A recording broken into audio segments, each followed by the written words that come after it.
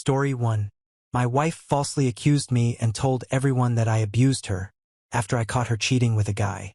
My wife cheated on me multiple times throughout the course of the last few months. I had a sneaking suspicion pretty much immediately when the affair started. However, she was so convincing when I talked with her. I was never vindictive or overly confrontational when I brought it up, but man, when I did, she'd flip the script on me like I'm some kind of bad guy for trying to discuss our relationship and questioning her integrity. Anyways, I found out she was constantly on her phone, and one night, not proud of this, I did what I had to do and read her text messages. I confronted her the next morning about the affair, and she lied. I confronted her again, this time telling her I have seen her text messages, and she lied again. Finally, I had to literally recite some of the messages I read, and she just fell silent. Her response to all of this was not to apologize, but instead, she told me if I didn't push her to that point, she never would have done it. I know I'm an anonymous stranger on the internet, but guys, when I tell you I've never in my life done anything to my wife that would make her cheat, I'm not kidding.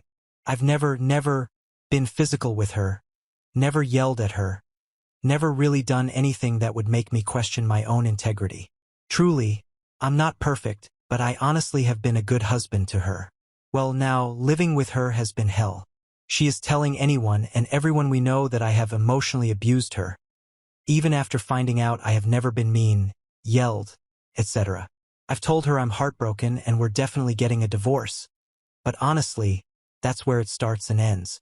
Every little word that comes out of my mouth she twists like I'm some kind of bad guy. She claims I'm gaslighting her, which is crazy because she is gaslighting me. She's always mean and confrontational when I see her, and honestly, I don't really say anything because I just know it'll be taken the wrong way or twisted in a way I didn't intend, and she'll start an argument. What do I do? Why is she being so horrible? Shouldn't I be the one mad at her? Honestly, I just want to coast out this divorce process and move on. But she is so overly combative it's making a cordial divorce very, very difficult. At first, her gaslighting was getting to me. I was questioning myself hard, but I've had some time to step back and think rationally, and what she is claiming simply is not true. Someone help a brother out because I'm struggling. Edit 1. Holy crap. The amount of advice/SL support I've gotten from you all is mind-blowing. To anyone that contributed, I truly mean this. Thank you. Edit 2. It's been a day since I posted. I implemented the gray rock method immediately following this post, and it is working. It's driving her crazy and, in return, keeping me grounded. This post saved my sanity. Thank you all so much. Edit 3. I am happy to report I implemented the gray rock method yesterday, and it was absolutely mind-blowing, the reaction I got. She was saying incredibly mean/SL vindictive things, trying to draw a reaction, and I showed zero emotion. Simply walked away. 10 minutes later, she found me and was being incredibly nice. A complete 180 degrees flip. Again, gray rocked, case in point, it absolutely is driving her bonkers and I can see it. I am seeing firsthand every interaction she has with me as catered towards drawing a reaction, and her approach in doing so is calculated. Jesus, I am so happy I came to the sub. This post has saved my sanity. I have no words. The people here are amazing. Update 1. Been 3 weeks since my original post, so I figured I'd post an update. Long story short, my wife had an affair and was really making me feel horrible about myself, turning her friends against me like I'm a monster, and genuinely just being a really uncharacteristically awful human being. If you're going through the divorce process or your spouse cheated on you and is making you feel bad about it, I feel like I have some solid stuff to share. My soon-to-be ex-wife and I are well on our way through the divorce process now. I didn't kick the can too much on the divorce, didn't second-guess myself, kept the course, and because of that, I'm almost free. My soon-to-be ex has done and said some extremely crazy, illogical, and hurtful things along the way. At this point, every word she says further seals this divorce and solidifies my decision. I've been told I made her cheat. I've been told I abused her. Definitely not. I've been gaslighted on multiple occasions during our settlement that the morally right thing to do is XYZ, and the list goes on. Sometimes I wonder if she's even living on planet Earth with how she's thinking about things. This divorce has opened my eyes quite a bit, and I'm realizing I was a little bit of a sucker. I loved with my whole heart, and because of that, I've allowed her to manipulate my emotions along the way, question myself, etc. I fell into an empathy trap, and what I mean by that is I empathized with her even when the things she thought or said made no sense. I unintentionally fueled completely irrational thoughts. The script has been flipped entirely. She doesn't even know how to interact with me when she can no longer manipulate me. Thank you to all of your wonderful people who recommended Grey Rock. And because of that, the only thing she can do is get mad, explode, etc. Essentially go into an unprovoked rage. If I snapped one day and called her every name in the book, it would be the equivalent of resuscitating her. It would give her relief, not make her feel worse, which is twisted in every way, but I know it's the truth. Anyways, I haven't given her an inch, not a single inch. I'm not mean. I'm not aggressive. I'm not vindictive. I'm none of those things and never have been. I'm confident. I'm grounded. And I'm thinking rationally/logically. Not letting my heart take the wheel, not slipping up or losing my cool, and certainly not letting her manipulate me any further. She's still in her cheater's fog. She still feels justified for her decisions, etc. I have not, and doubt I ever will, received an apology. Not from her, anyhow. Her family has apologized profusely, which is appreciated but doesn't necessarily cover up the hurt I experienced. I will admit, in this moment, the hurt I see in her family far outweighs the hurt I feel for losing my wife. They're good people. It is unfortunate the apple fell far from the tree. In a few short weeks, I'm a free man. Not sure when the fog will be lifted for her, but I do have sympathy for her to a capacity. There will be a day she wakes up. A day where reality/real life catches up with her. Don't know if that's a few months, a year, or half a lifetime, but it'll come. There will be a day she is sitting in her apartment, alone, and the burning fling she had will begin to die out. I empathize with her because the pain she will feel in that moment will be exactly what I felt. Absolutely crushed, physically sick to my stomach, and an emotional mess. Truly, I was a phenomenal husband. It is now and always has been my personality to be a chipper, smiling face for her, jovial, and a rock-solid shoulder to lean on. Reliable, loyal, and loving would all be understatements, and she will grow to recognize that she hit the lotto on her first go-round and nuked the marriage to pieces with what she'll one day recall as the biggest mistake of her life. A fling, an exciting affair, etc. will never be able to replace a lifetime partner who understands and willingly accepts genuine commitment. She will one day learn and understand that I put in my time. I've experienced the hurt. I've reflected on myself, our marriage, and what led us to this point. I sought professional counsel to make sure I was giving myself the opportunity to decompress my thoughts and emotions. I've read literature. I've critically analyzed myself and my behavior to try and pinpoint exactly what it was that led her to do what she did. Fact is, nothing I did led her to cheat. Nothing. I wasn't perfect. Nobody is, but I loved her. I would work and make sacrifices for her, and the fact of the matter is that wasn't a two-way street. The lies, the manipulation, all of the wild things she says. She truly may believe them, but they're not coming from a place of rationality. She gave up on a marriage that I was putting 100% effort into and had an affair on someone that would have gone to the moon and back for her. It destroyed my confidence, not going to lie, but in these moments of absolute emotional agony and adversity, it will make me a better man on the other side. Guys, seriously, if you're unhappy in a marriage, communicate. Do not cheat, and if you do cheat, own it. Look internally. Don't further hurt those people around you and blame them. Hundreds of hours of ruminating, thinking about myself, blaming myself, etc. All could have been prevented by a simple phrase from my soon-to-be ex. Hey, I'm sorry. I effed up. I don't know if anyone here needs to hear this, but if you're currently playing the blame game, down on your luck, feeling like you took a hit to your confidence, etc. Stop. Reflecting on yourself is powerful, and I think critique is good to a capacity, but you don't drive someone to an affair. You cannot accept blame for another individual's character flaw, period. If things are messed up, you've tried counseling, gone down every avenue to correct things, etc. A divorce is the appropriate next step, not a secret affair. I'll leave you with this. My soon-to-be ex looked me directly into my eyes and said with 100% confidence, I'm not the type of person to have an affair. That's not who I am. You led me to that point. If you've ever heard that phrase before or hear it in the future, package it up in a pretty box. Make sure it's nice and sealed, and shove it right where the sun doesn't shine. That doesn't even make sense. I'd love to rob a bank and tell the officers I'm not the type of person to rob a bank and the government made me do it, but I'm a rational adult and that's not how it works. Thanks for reading and allowing me to share my thoughts, and thank you for all of the advice on my original post. This sub has been monumental in my sanity for the past 3 weeks. Edit. How did you respond when she said that? She made that comment while finalizing our settlement agreement.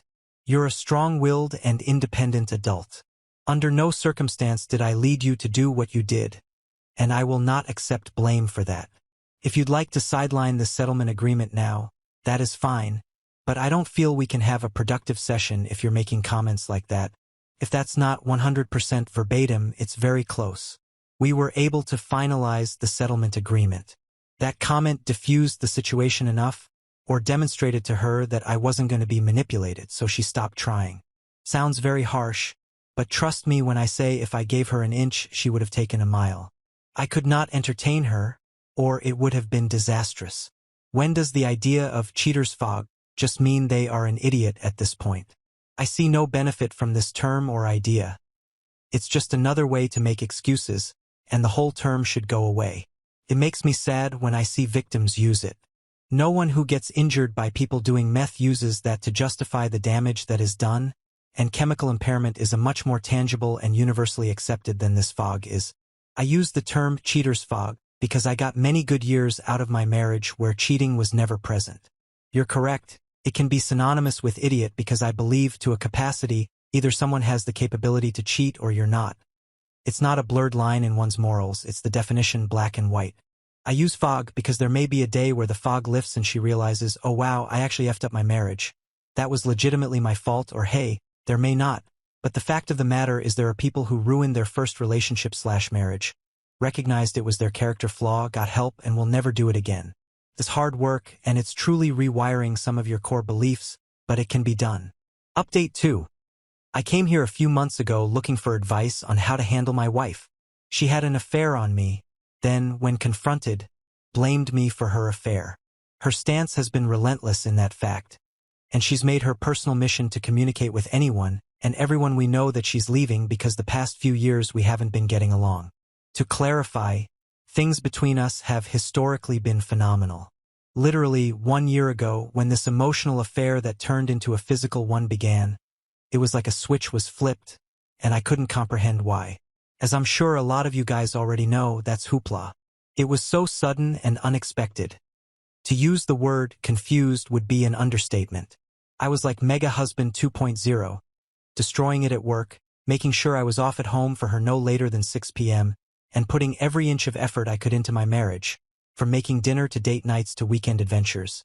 You name it, I was doing everything in my power to cater to my marriage, and I'm not saying that haphazardly or trying to convince myself of it. She was top of mind in everything I did over the course of that year. She kept telling me it wasn't enough. I genuinely could not wrap my head around it. I would always ask, please help me understand what exactly isn't enough? Is it my time? Do you need more? Do you need less? Is it our friends? Too many date nights? Not enough. I need direction here. I'm naturally a very affectionate guy. It's not like I need to be told to give someone more time and attention. So I couldn't understand what the deal was, and she could never articulate what isn't enough meant. Not once did she even give me an actionable clue.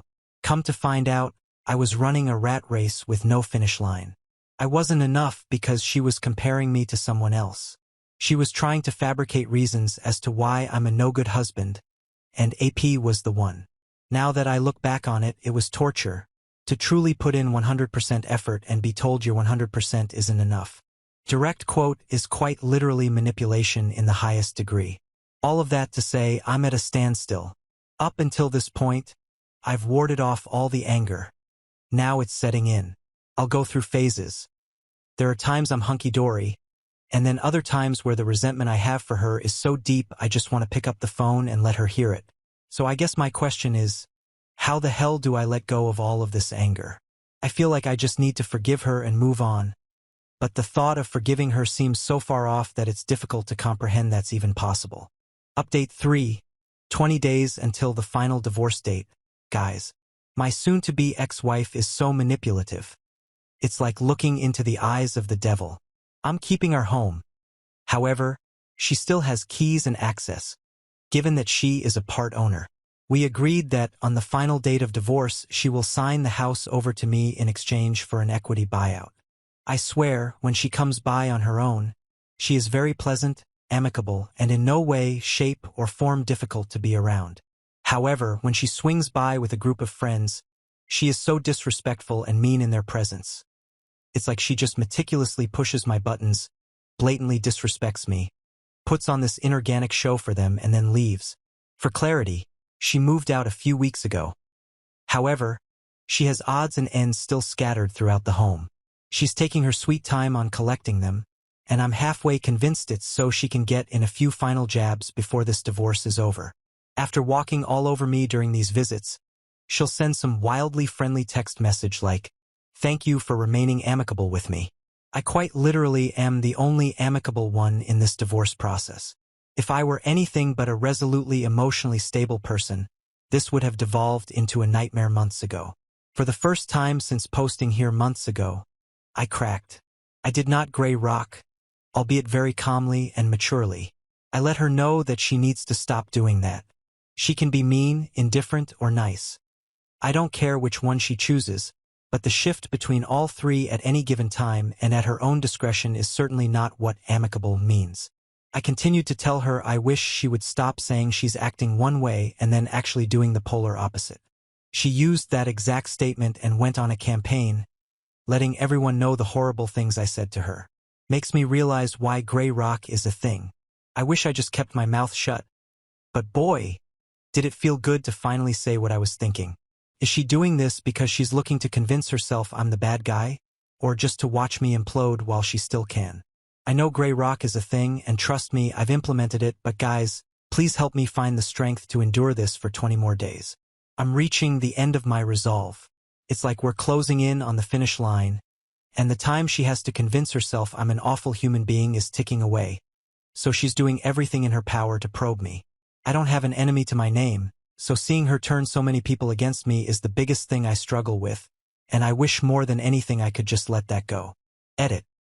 What does she say that's disrespectful? I don't think you're strong enough to help me lift that. If AP were here, this would be a breeze. No lie. Why did you use that kind of screw? I don't have a tool to put it back together. By the way, I got my oil changed, and they said I should have rotated my tires 5,000 miles ago.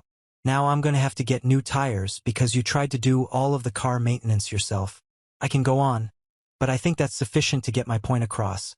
Just little jabs left and right to get under my skin. Not to mention the extremely passive-aggressive comments and snickering she and her friends do while I'm helping. Now on to the next story. Story 2. Before we start, if you're enjoying this video so far, please consider liking and subscribing to the channel. Now let's continue. I caught my spoiled sister making out with my boyfriend a week before her wedding. I couldn't take it and called her fiancé. I thought he had ignored it, but he made a huge announcement on the wedding day. I, 28F, was in a difficult situation with my sister, 26F, and my boyfriend, 29M. My sister's wedding was coming up, and I noticed she was acting strange around my boyfriend. It wasn't anything obvious at first, just little things that made me uncomfortable. It started with small comments. My sister would say things like, "Wow, you're so funny," to my boyfriend's jokes, even when they weren't that great. She laughed a bit too hard at everything he said. I tried to brush it off at first, thinking maybe she was just being extra friendly because of the wedding excitement. But then I noticed more. She started finding reasons to touch him casually. A hand on his arm when talking, or bumping into him accidentally when walking past. It was subtle, but it was there. I saw her eyes lingering on him a bit too long when he wasn't looking. It made my stomach churn. I tried to talk to my boyfriend about it one night after we got home from a family dinner where my sister had been particularly flirty. "Did you notice how Sarah was acting tonight?" I asked him. He looked confused. "What do you mean?" I explained what I had seen. The laughing, the touching, the looks. He listened, but then he just shrugged. I think you're reading too much into it, he said. She's probably just excited about the wedding. It's harmless. But it didn't feel harmless to me. I couldn't shake the feeling that something was off. I decided to keep a closer eye on things, hoping I was wrong. The next few weeks were tense. Every time we were around my sister, I found myself watching her like a hawk. I noticed more and more little things that bothered me. She would always sit next to my boyfriend if she could. She'd find excuses to ask for his help with wedding-related tasks, even though I was right there. One day, we were all at my parents' house for a family barbecue. I went inside to use the bathroom, and when I came back out, I saw my sister and my boyfriend talking quietly in a corner of the yard. They were standing close together, and my sister was giggling at something he said. When they saw me, they quickly stepped apart, and my sister walked away. I felt sick to my stomach. I wanted to confront them right then and there, but I didn't want to cause a scene at the family gathering. Instead, I waited until we got home that night. What were you and Sarah talking about earlier? I asked my boyfriend as casually as I could. He looked surprised by the question. Oh, just some wedding stuff. She was asking my opinion on the music selection. I raised an eyebrow. And that required you to stand so close together? He sighed. Come on, not this again. I told you there's nothing going on. Sarah's just being friendly. I could hold back no more. Friendly? She's practically throwing herself at you. And you're not doing anything to stop it. He looked hurt. What do you want me to do? She's your sister. I'm trying to be nice to her. I can't just tell her to go away. You could set some boundaries, I said.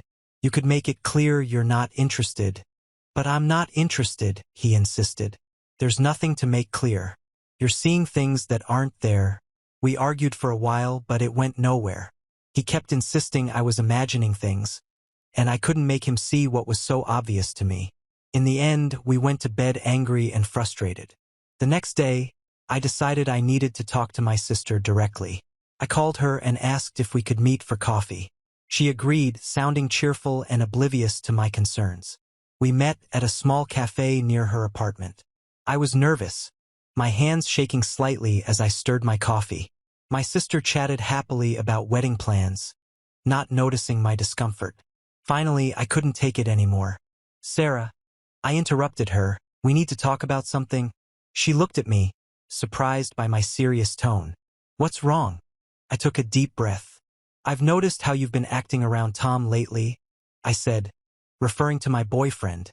The flirting, the touching, the way you look at him. It needs to stop. Her face went through a range of emotions. Surprise, confusion, then anger. What are you talking about? She demanded. I haven't been flirting with Tom. Yes, you have, I insisted. Maybe you don't realize you're doing it, but you are, and it's making me very uncomfortable. She laughed, but it wasn't a happy sound. You're being ridiculous. Tom's practically family. I'm just being friendly. It's more than that, I said. You're always finding excuses to be near him, to touch him. You laugh at all his jokes, even the bad ones. It's obvious what you're doing. Her face flushed. I can't believe you're accusing me of this, she said, especially right before my wedding. Are you really that insecure? Her words stung, but I pressed on. This isn't about insecurity. It's about respect. You're crossing a line, and it needs to stop. She stood up abruptly, her chair scraping loudly against the floor. I'm not going to sit here and listen to this, she said. You're being paranoid and ridiculous. If you can't trust your own sister, that's your problem, not mine. She stormed out of the cafe, leaving me sitting there alone. I felt awful. Had I made a mistake? Was I really just being paranoid? When I got home, my boyfriend was there. He could tell something was wrong as soon as I walked in. What happened? He asked. I told him about my conversation with Sarah. As I spoke, his face grew more and more concerned. When I finished, he sighed heavily. I think you've made a big mistake, he said. Sarah's going to be really hurt by this. And right before her wedding, too. I felt defensive. So you're taking her side? He shook his head. I'm not taking sides. I'm just saying I really don't think Sarah was flirting with me, and even if she was, which I doubt, confronting her like this wasn't the way to handle it. I felt tears welling up in my eyes. So what was I supposed to do?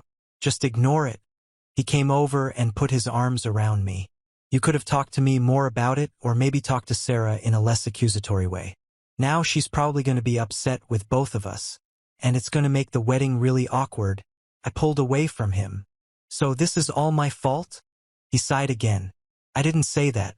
I just think you may have overreacted a bit. We argued some more, but it was clear we weren't going to agree. Eventually, he went to bed, leaving me alone with my thoughts. The next few days were tense. My sister wasn't speaking to me. My parents called, wanting to know why Sarah was so upset.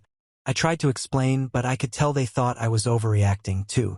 The wedding was getting closer, and I didn't know what to do. I was supposed to be a bridesmaid, but now I wasn't sure if Sarah even wanted me there. My boyfriend was still invited, and he said he thought we should both go to show there were no hard feelings. But the thought of watching my sister walk down the aisle, knowing how upset she was with me, made me feel sick. I tried to call Sarah a few times, but she didn't answer. I left voicemails apologizing, saying we needed to talk, but she never called back. I even went to her apartment, but she wouldn't open the door.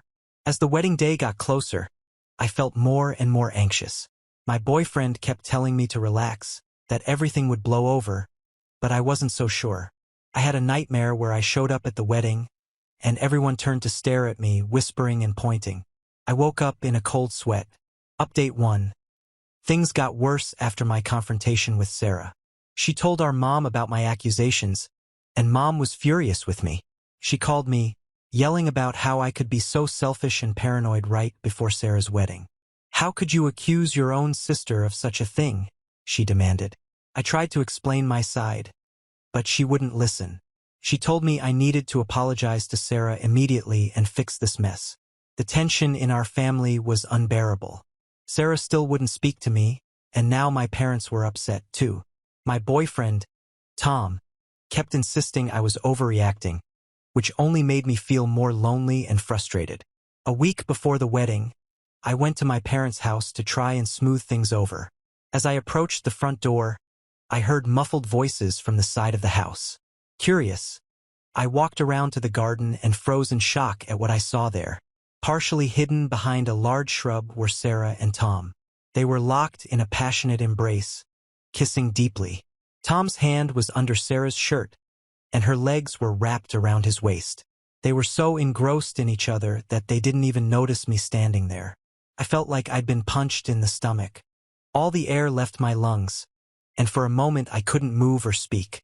Then, as the reality of what I was seeing sank in, a wave of anger and betrayal washed over me. What the hell is this? I screamed. They jumped apart, looking guilty and shocked. Sarah's face went pale, while Tom started stammering. It's not what it looks like, but it was exactly what it looked like. All my suspicions, all my fears that everyone had dismissed as paranoia, were suddenly confirmed in the worst possible way. How could you?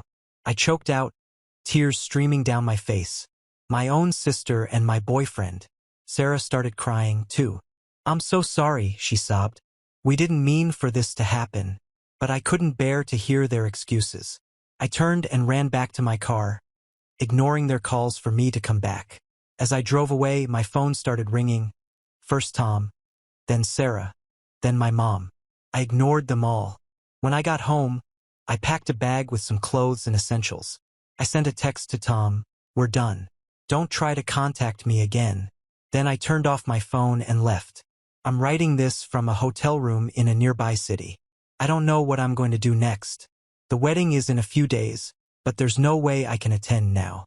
My relationship is over, and my relationship with my sister may never recover from this betrayal. I feel like my whole world has been turned upside down. Everyone made me feel like I was crazy for suspecting something, but I was right all along. I don't know how I'll ever trust anyone again after this. So Reddit, any advice on how to move forward from here would be appreciated. Update 2. After the shock of catching my sister, Sarah, with my now ex-boyfriend, Tom, I spent a few days in a daze, barely able to process what had happened. My phone was flooded with messages and missed calls from both of them, as well as from my parents, but I couldn't bring myself to respond. Eventually, I realized there was one person who deserved to know the truth. Mark, Sarah's fiancé. With a heavy heart, I called him. When Mark answered, I could hear the confusion in his voice. Hey, what's going on? Sarah's been a mess. Saying you've disappeared and won't talk to anyone. I took a deep breath and told him everything. I explained my initial suspicions, how everyone had dismissed my concerns, and finally, what I had witnessed in my parents' garden. As I spoke, Mark remained silent, only occasionally making a sound to indicate he was still listening. When I finished, there was a long pause. Finally, Mark spoke, his voice low and controlled. Thank you for telling me. I need some time to think about this. That was all he said before hanging up. I sat there staring at my phone, wondering what he would do with this information. As the wedding day approached, I heard nothing from Mark or my family. Sarah had stopped trying to contact me, and I assumed she had convinced Mark to forgive her. The thought that she might actually get away with this, that she would get her happily ever after while my life lay in ruins, made me feel sick. I decided not to attend the wedding. I couldn't bear the thought of watching Sarah walk down the aisle, knowing what she had done. Instead, I planned to spend the day alone, trying to figure out how to piece my life back together. However, the evening of the wedding, I received a call from my cousin, Emma. Her voice was hushed and excited. Oh my God! You won't believe what just happened. Confused, I asked her what she meant. Emma launched into her story. So everything seemed normal at first. Sarah looked beautiful in her dress, and Mark was standing at the altar. But when it came time for the vows, Mark stepped forward and said he had an announcement to make. My heart started racing as Emma continued. Mark told everyone that he couldn't go through with the wedding. He said, I can't marry someone who would betray her own sister and ruin her life by getting involved with her boyfriend. Sarah went completely pale. Then Mark turned to your parents and said, I'm sorry, but I think you should know the real reason why your daughter hasn't been speaking to any of you. Emma went on to describe the chaos that ensued. Sarah burst into tears. My parents looked shocked and confused, and the guests started whispering among themselves. Mark apparently walked out of the church, leaving Sarah sobbing at the altar. It was like something out of a movie, Emma said. Everyone's still in shock. Your parents are trying to get the full story from Sarah, but she's a complete mess. I sat there stunned. Part of me felt justified that the truth had finally come out, but another part felt sad for the pain this would cause my family. Are you okay? Emma asked when I didn't respond. I don't know, I answered honestly. I never wanted it to end like this.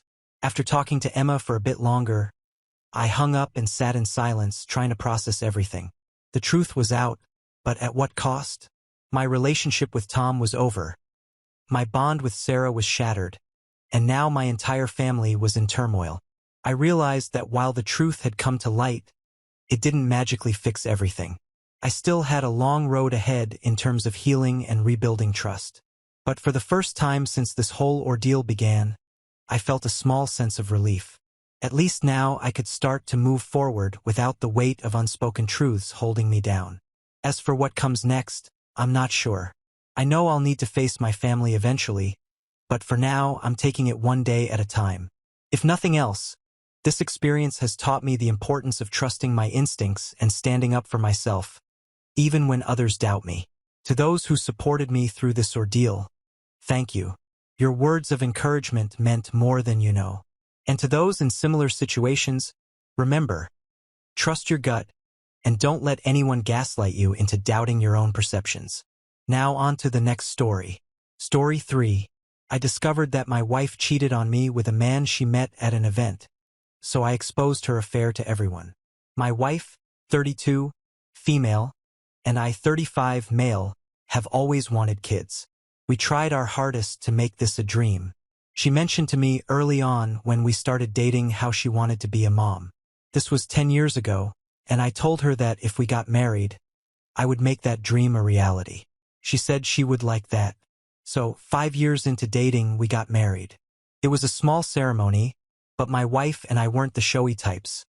We like to keep things simple. I had a job at a bank, and she worked as a graphic designer at a company. I know she and my best friend, Greg, worked together because he was the marketing director. He had a girlfriend that he loved deeply, and we would go out on double dates together. Greg also knew how much I wanted to be a father and constantly supported me. My wife and I tried, and for a while we did everything we could to get pregnant. From different home remedies to even talking to doctors. However, no matter how much we tried, it didn't work. I was desperate, and while we didn't want to do IVF if we could, it almost came down to it. My wife was growing upset because of this. She told me to take a sperm test, but I was told I was healthy as a horse. She was healthy too. One night, after talking, I said that I would pray and see if maybe God would answer. I'm not religious, but I did for her. Perhaps it was out of desperation or something else. Then, about a month later, my wife missed her period. We thought it was it. We took a pregnancy test, and she was pregnant. We were so happy about this, and I was ecstatic. However, we lost it shortly after. My wife was devastated, but I told her that we would try again. We always could. We tried again a couple of months later. She did get pregnant, but then she lost it. We're not sure why. I told her the third time's the charm, so it was on our third attempt she was pregnant. The doctor monitored her like a hawk to make sure her baby lived. We went through the first 8 weeks with no problem. We held our breath as she went through the first trimester. She made it by week 12. The doctor believed we were in the clear. He also told us that we'd be having twins. To think, after all of this trying, all of these attempts, we finally had twins. I told Greg, and he was happy. My wife was glowing. Everything seemed like it was perfect until week 24. My wife woke me up in the middle of the night panicking because she didn't feel the babies moving or in. She cried out in pain and raced to the bathroom. She went to the bathroom and reported there was blood. We immediately went to the ER. Sure enough, she lost the babies. The doctor had to dilate her to evacuate them, removing them from the uterus. They induced partial labor into her. After it was over, my wife was hollow, like she lost a part of herself. After that, everything changed. She didn't want to try again. Not after the last time. It traumatized her. Killed me inside. I wanted to help her, to be there for her. I took her out to dinner, double dating with Greg and his girlfriend. It surprised me that Greg wasn't engaged, but he told me that they were in the process of getting a house so they could move out of their place. After that, my wife drowned herself in her work. I tried to get her to come down and watch movies or go out, but she didn't want to. Greg was busy as well. I thought about asking Greg if my wife was acting all right, but he said she was just a little stressed out.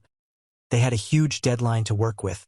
My wife was constantly gone, and when she came back, she seemed almost exasperated with me. I asked her what I did wrong, and she said nothing.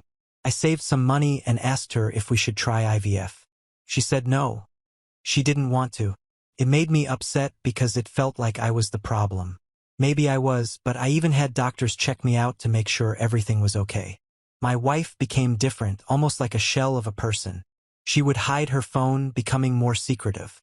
One night, while she was showering, I needed to find my phone. I pressed the Find My Android function.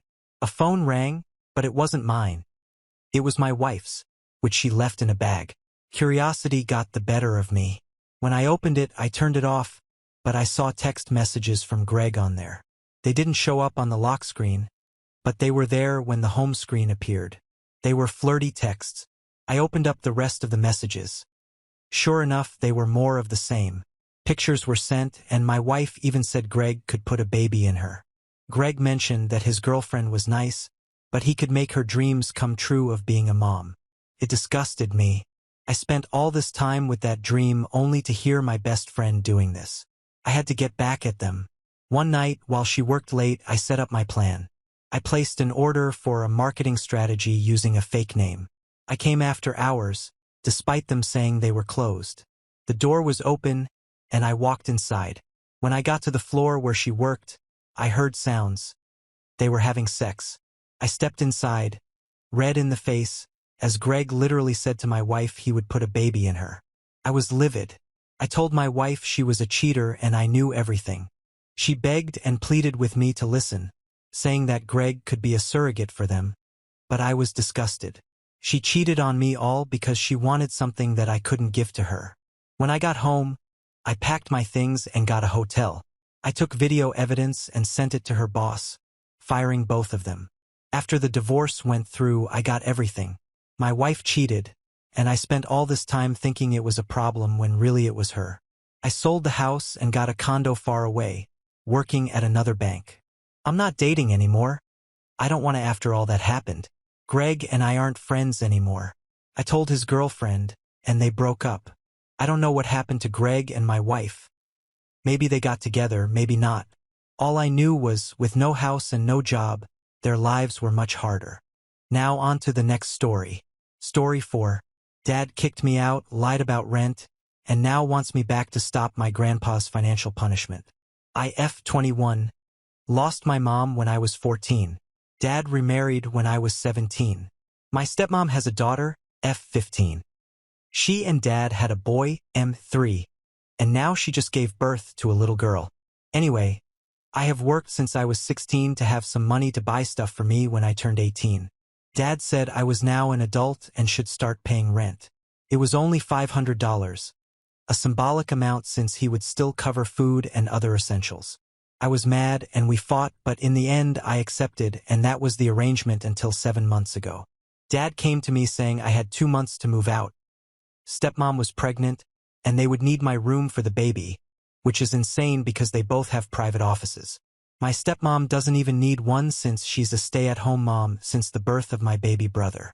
Nonetheless, they told me I had to move. By the way, just an addendum. Me and stepmom get along fine. We don't fight or bicker. I don't think this was an evil stepmom moment, but who knows? Me and stepsister are actually pretty close. I help her with homework and talk about her personal problems. I do love her very much. Back to the story, I didn't know what to do. I'm going to college. I want to be a civil engineer and work part-time. I don't have the means to live by myself. I called my aunt asking if I could move in with her for the time being until I figured something out. Offered to pay rent and all. She was aghast at what Dad was doing. She said I absolutely could live with her, no rent needed, but also said she was going to deal with my dad the next day. Grandpa came to our house and they talked privately. I could hear my dad's angry voice but couldn't understand anything being said. After a while, Grandpa came to my room and said I had 3 choices. The first was to continue living with Dad and stepmom like I was doing. Nothing would change except without paying rent. The second was moving in with him and Grandma or my aunt. Third was to find a place of my own and he would pay the rent and costs for me.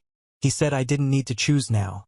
I could keep living with Dad and, if I changed my mind, to just tell him. I was actually relieved I could still live with Dad and that this madness was over. But the following days and weeks, Dad and stepmom were very hostile towards me, and I felt incredibly uncomfortable being in my own home. Even Cassie picked this up and asked me why they were angry at me. So I decided to move out and told Grandpa. He said he would take care of everything. Few weeks later, he moved me into one of his rental units. The apartment is lovely. He bought me a fridge, stove, and other essential items. He gave me a check for $15,000, saying this money is to help me start living on my own and that, as long as I'm working or studying, I can live there rent-free for as long as I want. My dad and I have been pretty low contact since I moved out. He never came to visit me or I visit them. I miss them a lot, especially my stepsister, but I'm still hurt. 2 weeks ago, my stepmom gave birth. I visited them in the hospital. It was a little awkward but nice seeing them and my baby sister. Anyway, few days ago, Dad calls me saying he misses me, the children miss me, and I should move back home. He apologized for asking me to move out, etc., etc., etc., and I told him I would think about it. Yesterday, I visited my aunt and was telling her what my dad said, and my cousin laughed a little and said, "I'm sure he does." I asked what he meant, and that's when they told me a lot of until now unknown information. Basically, my dad's home is actually my grandpa's, as is my aunt's. Basically, the deal he made with me he did with all his kids and some grandkids as well. He never wanted any of his family to have to worry about basic stuff like house and food, etc. When I called my aunt that time, she called Grandpa, which made him furious with Dad not only for kicking me out but also for charging me rent. That day, he went to my dad's and tore him a new one and threatened to have him evicted. But now the petty part. You know that $15,000 Grandpa gave me? It's actually what I paid Dad in rent all that time, and now he's making Dad pay him back. Also, he's charging Dad $1,200 for the rent loss in the apartment I'm living in. Call me dumb or naive, but until now I never realized my dad didn't make that much money. We lived in a great house, always went on vacations, and lived very comfortable lives, but I guess Grandpa has always been helping behind the scenes. Now my cousin thinks Dad is struggling with 3 kids at home, a single income, and having to pay it back to Grandpa, so he says Dad wants me back because he imagines Grandpa will stop punishing him if I'm back living with him. Honestly, I don't know what to do. I'm actually loving living on my own these past 6 months, but I do really miss them. I miss my siblings. I miss the life we had before all of this, but I don't know if moving back home is the right answer. And also I'm hurt the reason he wants me back is money. Update 1. Before just answering some questions people had, my aunt and grandpa are from my father's side of the family. My mom's side, unfortunately, I don't have much contact. My grandparents have passed away before Mom. I have uncles and aunts I see once in a while, but they don't live close. I also have 2 other uncles from my father's side. I'm close to them but not as near as my aunt. She was my rock when Mom died. I consider her a second mom. My stepmom knew about the rent I was paying. It was implied stepsister would need to do the same when she turned 18, but I don't know if she knew Dad didn't own the house or the extent of how much Grandpa has financially helped Dad. Update 2. Monday, the day after my post, I called Dad and said I decided not to move back. I didn't mention anything I was told, just that I was well settled here, and moving back seemed like a step back. But I also said I wanted to keep in contact with them. They could invite me for dinner whenever they wanted, and I also said I would love for my stepsister and brother to be able to spend time with me here at home. He was disappointed, and I didn't feel any anger in his tone, at least, but he basically said, "We'll see," and left at that. I was also disappointed, but then Friday he called me, asked me if I wanted to have lunch Sunday, today. I said I already had plans with Grandpa and Grandma. He asked when I would be free, so we scheduled a dinner for Thursday. I haven't told any of this to my stepsister. We talk and text regularly. She also hasn't heard them talking about me, but she did say her grandma, her mom's mom, is there to help with the baby and is being incredibly annoying. I laughed at that. I wanted to offer her to sleep over here but didn't want to get her excited just for Dad to say no. So I'll try talking with him Thursday. The big update is I've just come back from visiting Grandpa and Grandma. We spent a lovely day together, but I also said I wanted to know everything that was going on. I wasn't a kid anymore, and I felt like I was living in lies. The most important things were things my cousin and aunt told me last week. But there were a few more. Grandpa had been subsidizing quite often our basic needs like school, healthcare, etc., because Dad hadn't been saving up, according to Grandpa. Also, my college fund was mainly contributed by him and Mom before her passing. I guess that makes sense. I was also dumb not to realize this sooner. He also has set up funds for my baby siblings and also one for my stepsister because he didn't want her to feel excluded and not have the same opportunities as her siblings. This man is incredible. I love him so much, and yes, I'm very, very lucky. I've seen so many people commenting this not in a derogatory way but being very supportive and nice. I know I'm very privileged to have grandparents and family members who can afford and are willing to help me. I hope one day I can help others the way they are helping me. Anyways, I also expressed worries about Dad's financial situation, and he assured me Dad is fine, more than fine. He will have to be less frivolous with money for a while, but that he would never let any of his kids or grandkids suffer or be in need of anything. As many of you said, he's trying to teach Dad a lesson he should have taught him a long time ago, so I'll stay out of it. I don't think I'll tell Dad that I know all of this. I know many of you said to confront him, but I think it's for the best if he continues thinking I'm oblivious. Lastly, we talked about why Dad kicked me out. He didn't have an answer either. I could see he and Grandma were very hurt by what Dad did. He said he asked for an explanation but got none. That's it for now. I'll continue to try and have a relationship with my siblings outside of my dad and stepmom. I also try to schedule some weekly dinners with them. I know what you guys said about my father is mostly true, but I need to at least try to have a relationship with him, if not for him, for my siblings and for me. But don't worry, I won't let him hurt me anymore. I hope things go well for you.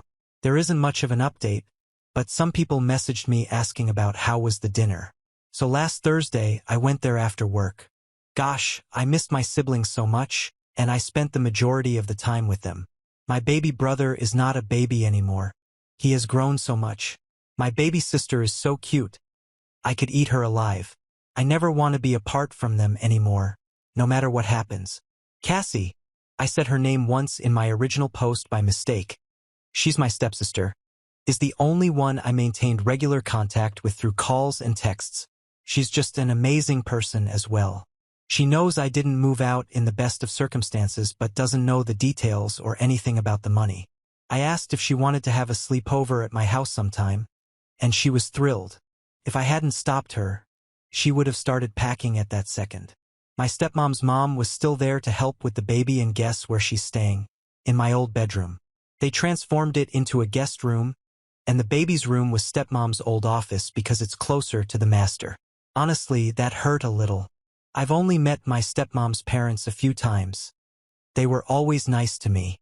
This time, she kept looking at me weird all the time, no matter where I was or where I moved. She was keeping track of me like she was expecting me to try and steal something. When I was holding the baby, she didn't leave my side.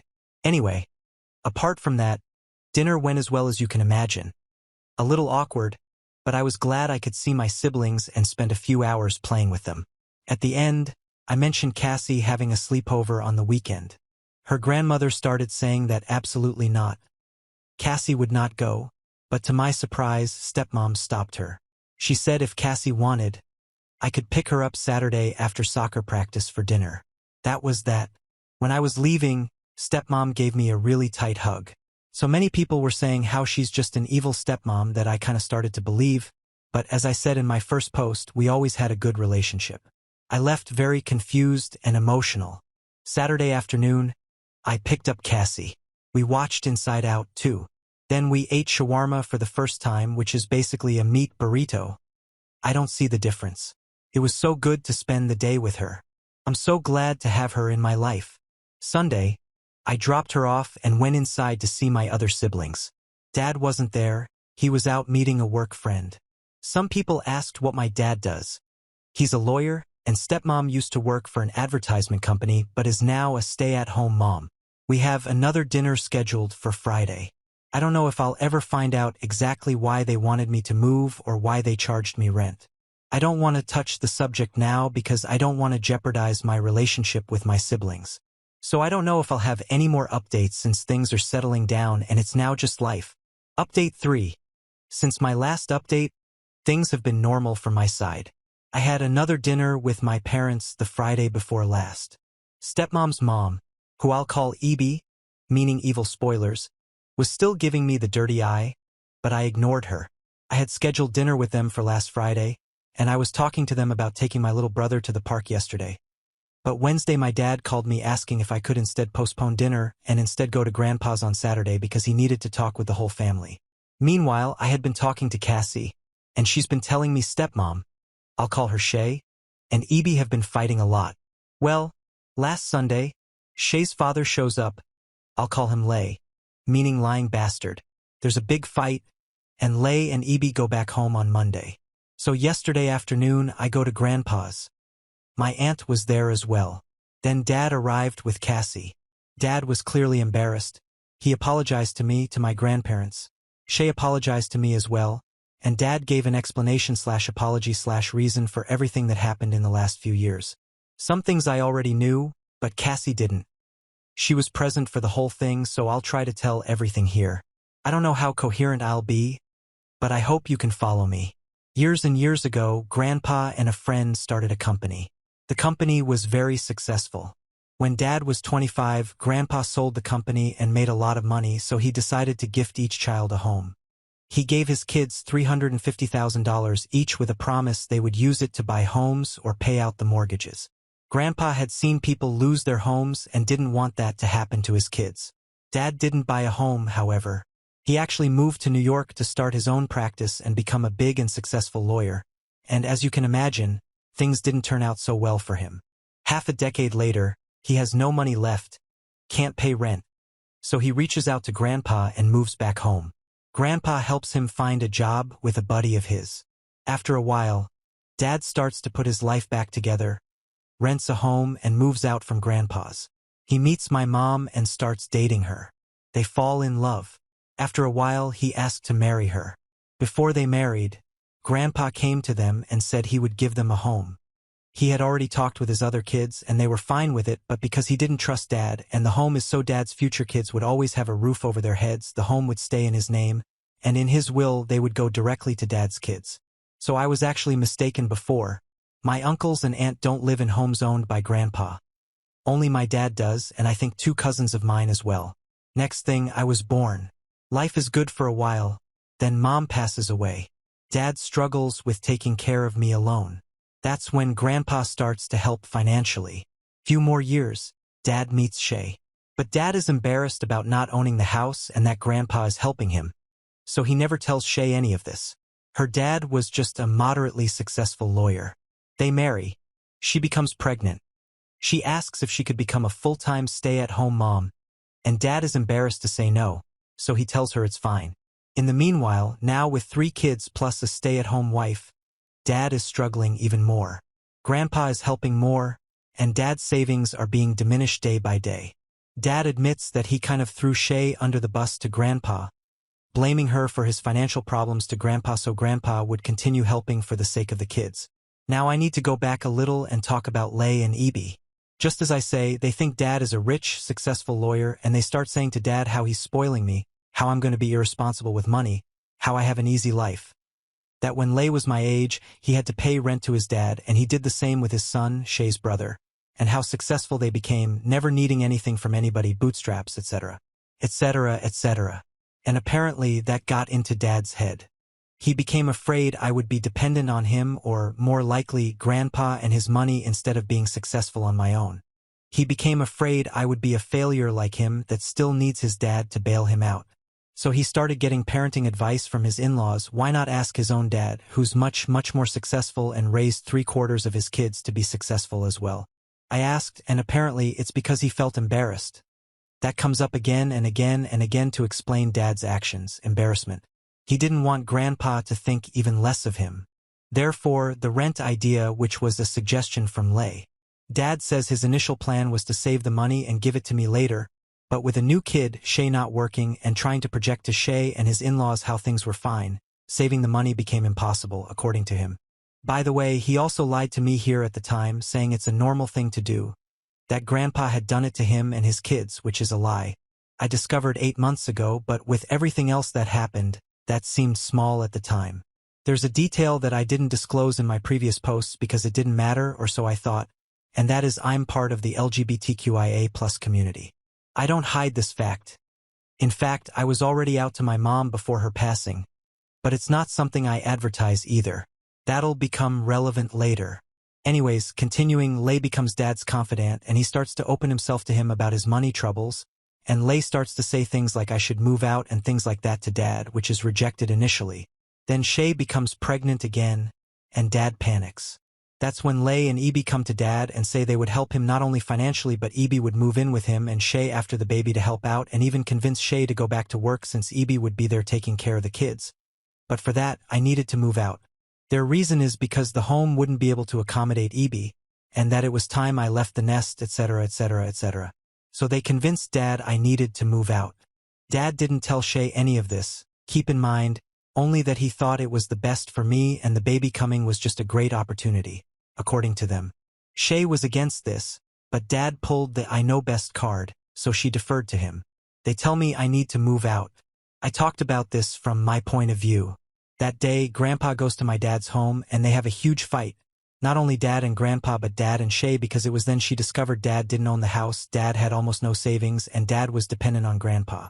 Dad's deal with her parents was still a secret at this point. I asked Shay why then she acted so hostile towards me after that day. So much that made me unwelcomed and wanting to move out. And she looked shocked. She apologized to me and started to cry, saying that she was never mad at me but at Dad. That she had no idea she was to blame for me moving out. I was crying as well. I said it's not her fault. And guys, I know many of you have said bad things about her, and I don't blame you, but I do believe her. The look on her face when I said I felt unwelcome and that's why I moved out. It's not something you can fake. Now I'm thinking she's as much of a victim of my dad's actions as me, and all this time she was just trying to give me space. So going back to events, I move out. Grandpa not only cuts Dad from all financial support but starts to charge him money for the house. The only thing he continued paying for is Cassie's education. Now everything is in the open, and Dad and Shay have to cut everything. Dinners, expensive foods, sell her car, etc. Lay and Eb give them some money as well to help out. Poor Shay is stressed out, pregnant, with a lying husband.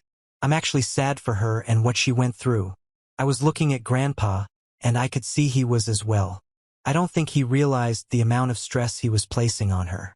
I don't know how he will proceed from now on regarding Dad in the house. Before the baby is born, Eb moves in with Dad and Shay. Shay gives birth. Things are normal but with a new baby. Dad feels even more guilty over what happened. And that's when he calls me again. This part 1 already told you. Jumping to when I went to dinner the first time, Dad and Shay also recognized Eb acting strange towards me after I left. They talked. Nothing came from it, but Shay kept talking to Dad about her mom, and Dad started to tell her his conversations with Eb and Lay about money and raising kids, etc. After my second dinner, Shay confronted her mom and they had a huge fight, and apparently that's when she said something in the lines of, "I can't believe you're letting that slut back into your home after getting rid of her," and that's when the coin dropped for Dad, and he realized how much of a fool he has been. They kicked Eb out.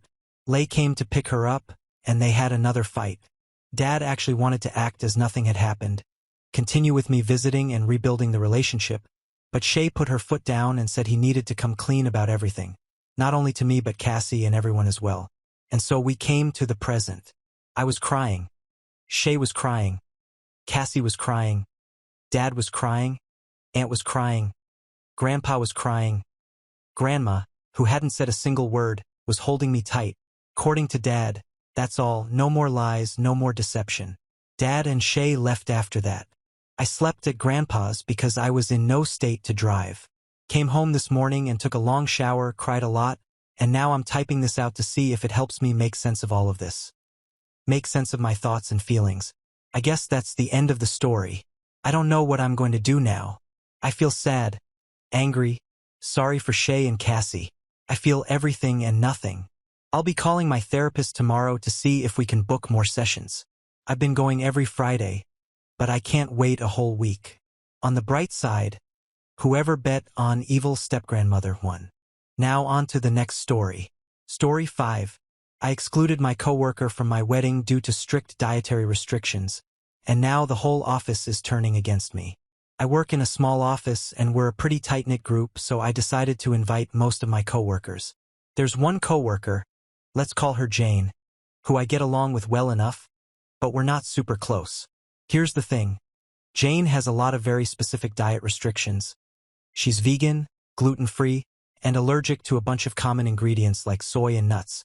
Whenever we have office lunches or potlucks, it's always a bit of a challenge to accommodate her. And sometimes she just brings her own food because it's easier. When I was working with my caterer to plan the menu for the wedding, I realized how difficult and expensive it would be to create a dish that Jane could eat. I was already stretching my budget, and the thought of spending extra money to accommodate just one guest felt overwhelming. So I made the decision not to invite Jane. I felt bad, but I rationalized that we're not that close, and I'd rather avoid the stress and additional cost. I didn't mention anything at work, but word got out that I was inviting other coworkers, and Jane noticed she wasn't included. She confronted me about it and seemed really hurt.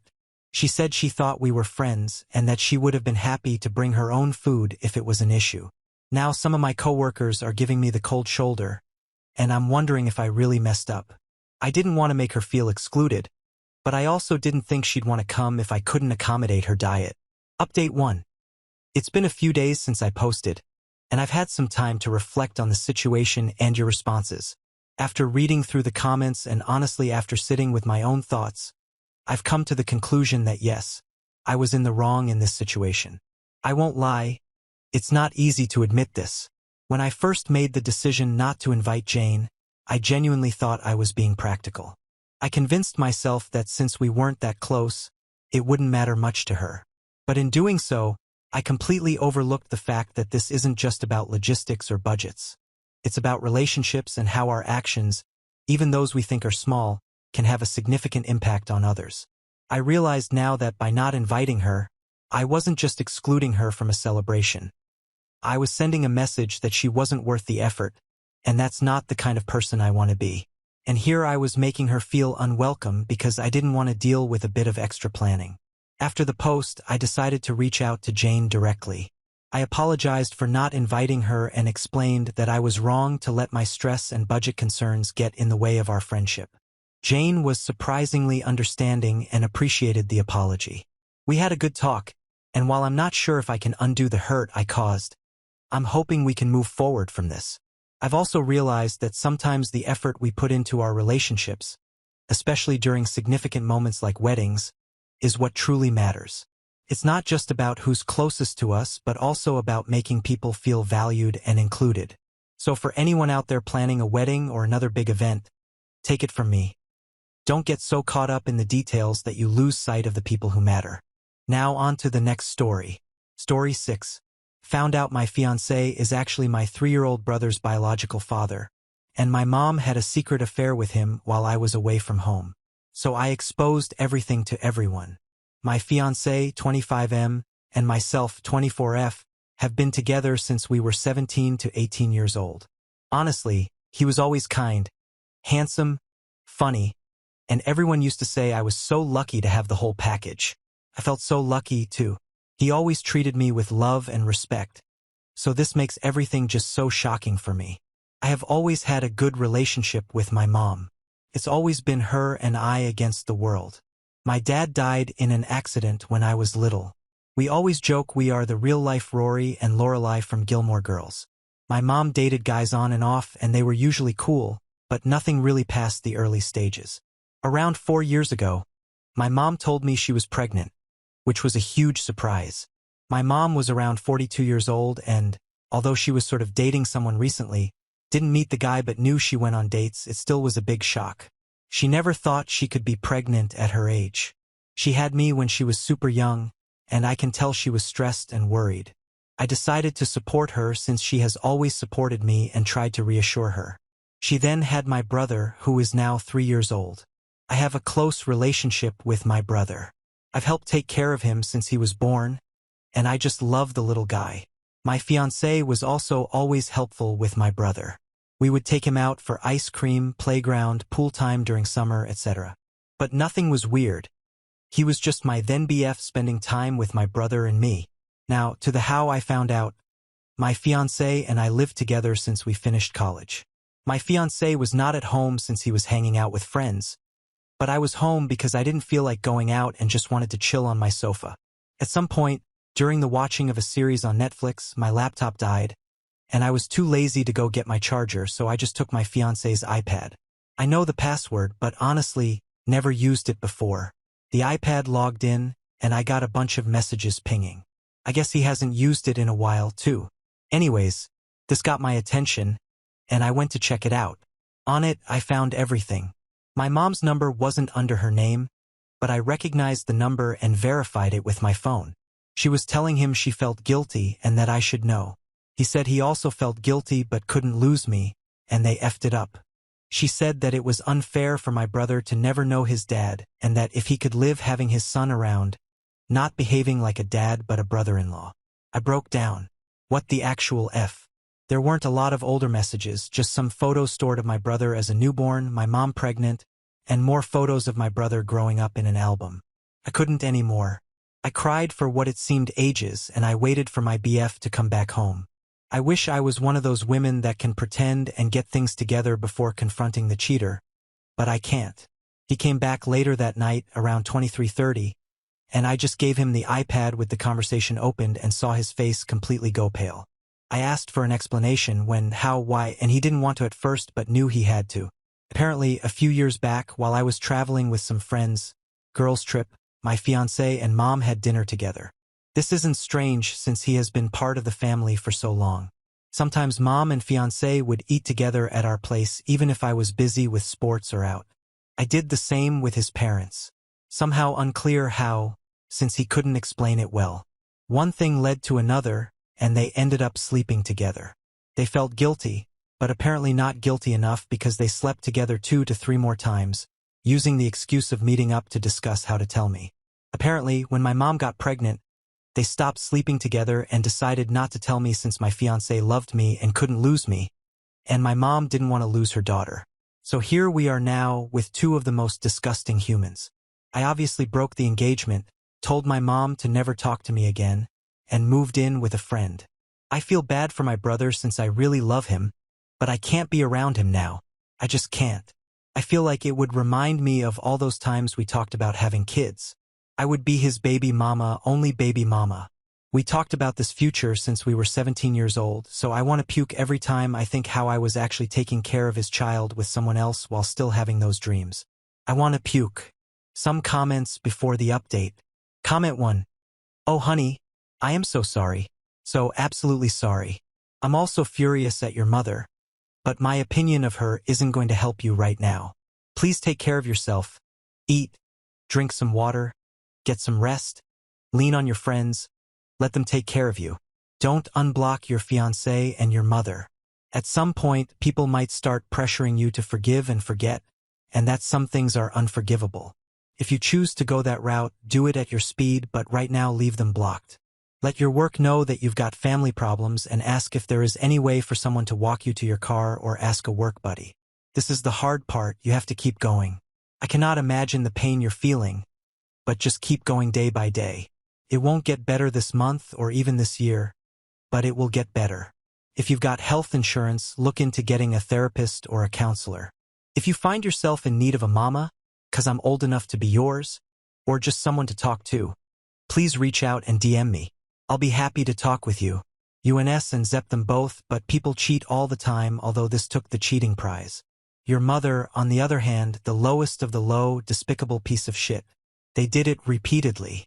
She was prepared to let her daughter marry a cheater and liar. All the best wishes and support to you, and may the future save you from meeting more shitty people.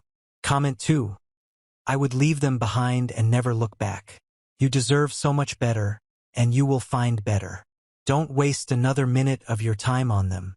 And when your little brother gets older, I'd explain to him exactly why you walked away, because he also deserves to know what kind of parents he has and why you had no choice but to abandon him for the time being. I'm sure he'd understand. I'm so sorry that your mom betrayed you this way. I hope that you have a really good support system to help get you through this awful time. It's bad enough when a friend does something like this, but I can't imagine when it's your own mother. Date 1. First, I want to thank everyone for the nice messages and comments. I was not expecting so much support. I'm still a mess, not gonna lie, but after reading the comments I felt better, like a therapy mini session. So again, thank you all. To the update. As I was afraid, I was indeed confronted near my office this week. I knew this was coming but thought maybe I had more time. My ex was the person to come find me yesterday, Wednesday, after finishing work and walking to where my car was parked. My ex was sort of lingering, waiting around. I thought about running, not gonna lie, but I guess in the moment I felt strong enough to get over with it instead of having that hanging above my head waiting to be approached again. He asked if we could talk, and I said yes, but I didn't feel like having that conversation over coffee like we were old friends. It felt ridiculous, so I told him to just talk right there. We were in the streets, but somehow it wasn't crowded but also not completely lonely. Felt right. He basically said sorry 100 times and that I deserved better. I agreed. He said he did love me and that he still does, but he would understand why I wouldn't want anything to do with him. He said that if I did, in fact, consider giving him a chance, that he would go to therapy, alone or together or both, and that he would work hard to win my trust back. I told him it wasn't possible. There was too much damage. This sounds calm when I type it, but in the moment things came out more with a louder tone and harsher words. Anyways, he did say that he is in the, or will be, it was a bit of a blur, process of getting partial custody of my brother, and that he, in fact, does want to be a dad to him. He said he does not want to be together with my mom, that it was just a stupid mistake. Sure, because a 4 to 5 times mistake is just a random thing. He couldn't explain why he did it in the first place. I think he doesn't even know himself. I asked if he cheated with someone else before. He said no. Not sure if to believe it, but he sounded honest. I asked why he didn't come clean, and he said that after he did the deed he always felt panicked and it hit him that he could lose me, and he just didn't want to. I told him it was meant to be found out. That what was his plan to have my brother around and ignore their relationship forever. He said he didn't think far enough and that he was basically going with the idea one day at a time type of survival. I asked him if he felt that my mom seduced him. He said it was mutual, which made me want to puke again. I asked if he has any contact with my mom since I found out. He said yes, but mostly about my brother. Didn't elaborate more, and I didn't press for more info on that. He said he told his parents the day before or the day before that, not sure, on Tuesday about everything. The parents were not happy, but they are glad to start building now a relationship with my brother, their grandchild. Honestly, all of this felt like a punch in my stomach. I don't know why the parents wanted to contact me, but he told them to wait till he approached me first. Hence why he was here. I said if he started or thought about the custody before I found out, and he said no, but what I found out was like the push he needed. Great, seems I helped him get his shit together. And this past week he was arranging all of that mess. That's why he hasn't tried to see me before. He sounded and looked defeated, but the whole thing made me, besides sad, angry. I was mainly depressed before, but now I'm furious. I feel like he is still in an okay place, and he isn't paying for his actions. Beyond me leaving him, he will have my brother, his parents, and others, and move on with his life while I lost everything. I hate him. We parted ways not on a happy note, and I told him to never get near me again. I was done. He asked me to still see my brother, that I was important to him, and tried to guilt-trip me, and it worked, but I still think I can't. I don't know much about my mom and really hope she doesn't come find me anytime soon because I'm fuming right now and won't be able to handle it. I will be contacting my family and friends and finally doing the blasting today. I think it's about time, and after my talk with him, I got the extra push I needed. Update 2. Hi everyone again. I want to say thanks for all the support on my last update. Honestly, like I said in my previous post, it really helped me a lot emotionally. All your comments and also all the advice I got, that being about moving abroad or what to say when I do the blast, thank you a lot. A lot has happened. I did the blasting, and this is how it went down. I first posted on my family's Facebook group We Share. This is from my mom's family side. I used inspiration from what you all suggested in my last post and said something around the lines of, I want to communicate to you all that my wedding with X has been permanently canceled since I found out that my mom and my ex had in the last few years a sexual relationship which resulted in the birth of my little brother. I had no clue of any of this and I found out about it last week. I won't have moving forward a relationship with mom and ex for obvious reasons. I would appreciate your understanding. And I felt it was only fair to let you know of the situation, since I value transparency and honesty above all. I also included a screenshot of my mother's message, what I said to her once I found out. In a message. She managed to write back before I blocked her. Didn't open the message till before the blasting. I didn't want to hear/read her and be persuaded. It exploded. I had family reaching out via text and calling the whole day after the blasting. I would say most were very supportive and I could tell they were just shocked. There were a few neutral and some suspicious that it wasn't the whole story and maybe I misunderstood. My grandparents were in the maybe you misunderstood category, which wasn't surprising since my mom is super close to my grandparents and, like I said before, my mom was always a good mom, so no red flags. I will be moving with a cousin that is more like a sister to me. My cousin is devastated on my behalf and offered I live with her and her 2 kids until I can get my feet on the ground. I accept it and will be moving next week. I'm a bit afraid this will give my mom easier access to me, but I can't stay at my friend's place forever. I then proceeded quickly to post a similar message from Instagram. We share most of our friends since high school and local university friends on Instagram. I created a close friend story and tagged most of them too. This went sort of viral in our friend group. Actually, one of my friends sent me my Reddit post and asked if this was me. I confirmed. They were also shocked and speechless. They never thought my ex would even remotely do anything like this. They said, he was crazy about you. Oh well, apparently he went overboard on the crazy part. The group of friends is divided ATM. Some are completely on my side, and some are thinking it isn't the whole truth.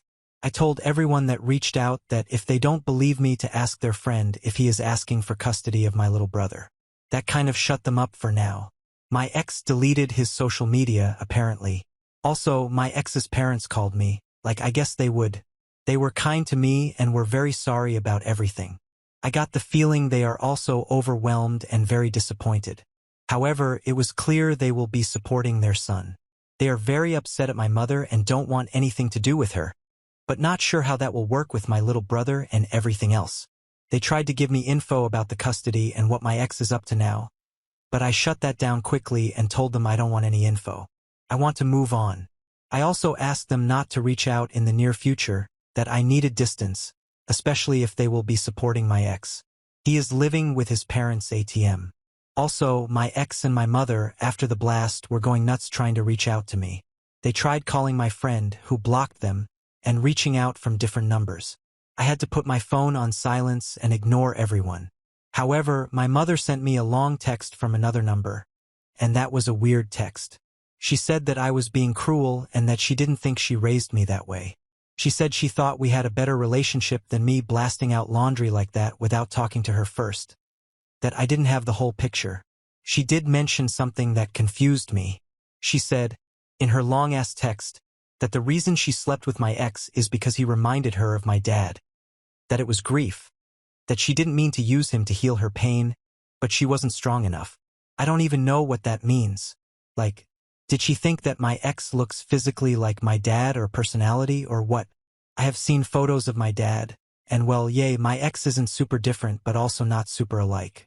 I mean, they share brown/dirty blonde hair, blue eyes, white skin, but that's not so uncommon. I don't see what else. I don't know. That threw me for a loop and honestly makes me want to confront my mom just to know what the hell. From all the things she could say, I was not expecting that. I'm holding on better. I don't cry every hour or want to murder them, but I'm still sad and upset, and it just feels like it isn't my life, that it's a big joke or a bad dream, and I will wake up to my normal life. I also need to really start planning my future and start applying for jobs in other cities or maybe check the possibilities abroad more seriously. I might ask for 2 to 3 days off work to really get my thoughts together and do some research. I'm terrified tbh. I feel frozen, but I know I need to start moving. Comments where Opie replayed. Comment 1. I bet your mom is spinning this to make her look innocent. But how? They had an affair, not a one-night stand. I'm glad you set boundaries with your ex-in-laws. I know that was hard. Stay strong. Opie. She said that it was a mistake and that my ex was the initiator and that it was in a period during the time my ex and I broke up, but that's lies. My ex and I never broke up. Yes, we had fights, but we never broke up or took a break or anything around those lines. Some family members are believing that and apparently are giving her the benefit of the doubt. Comment 2. So that gives her the right to sleep with your ex? People who are giving her the benefit of the doubt are the most evil people in disguise. What is the ex saying to this? Opie. Again, rumors, but a friend of a friend who is in touch with my ex said that he was groomed basically and that he is not obligated to be a dad even though he never wanted that at such a young age. That will step up and do the right thing. I guess I shouldn't be surprised, but closer friends to me haven't heard anything from him, so not sure how true it is. Comment 3. Groomed means the affair was going on for longer than 2 to 3 years. He wants to do the right thing because everything is out in the open, but this means he will have a relationship with your mom, and people who are siding with him in any capacity never talk to them. At least you know the truth before getting married and having kids with it, because there is a famous Reddit post where a wife got to know her mother's affair with her husband after 20+ years of marriage, and the mother had kids alongside the daughter and hated the daughter's kids because of competition. I think by the right thing he meant being a dad to my little brother. Opie. No idea about their relationship, mom and ex, and I don't want to know. I think if they are together it would make me feel 10x worse.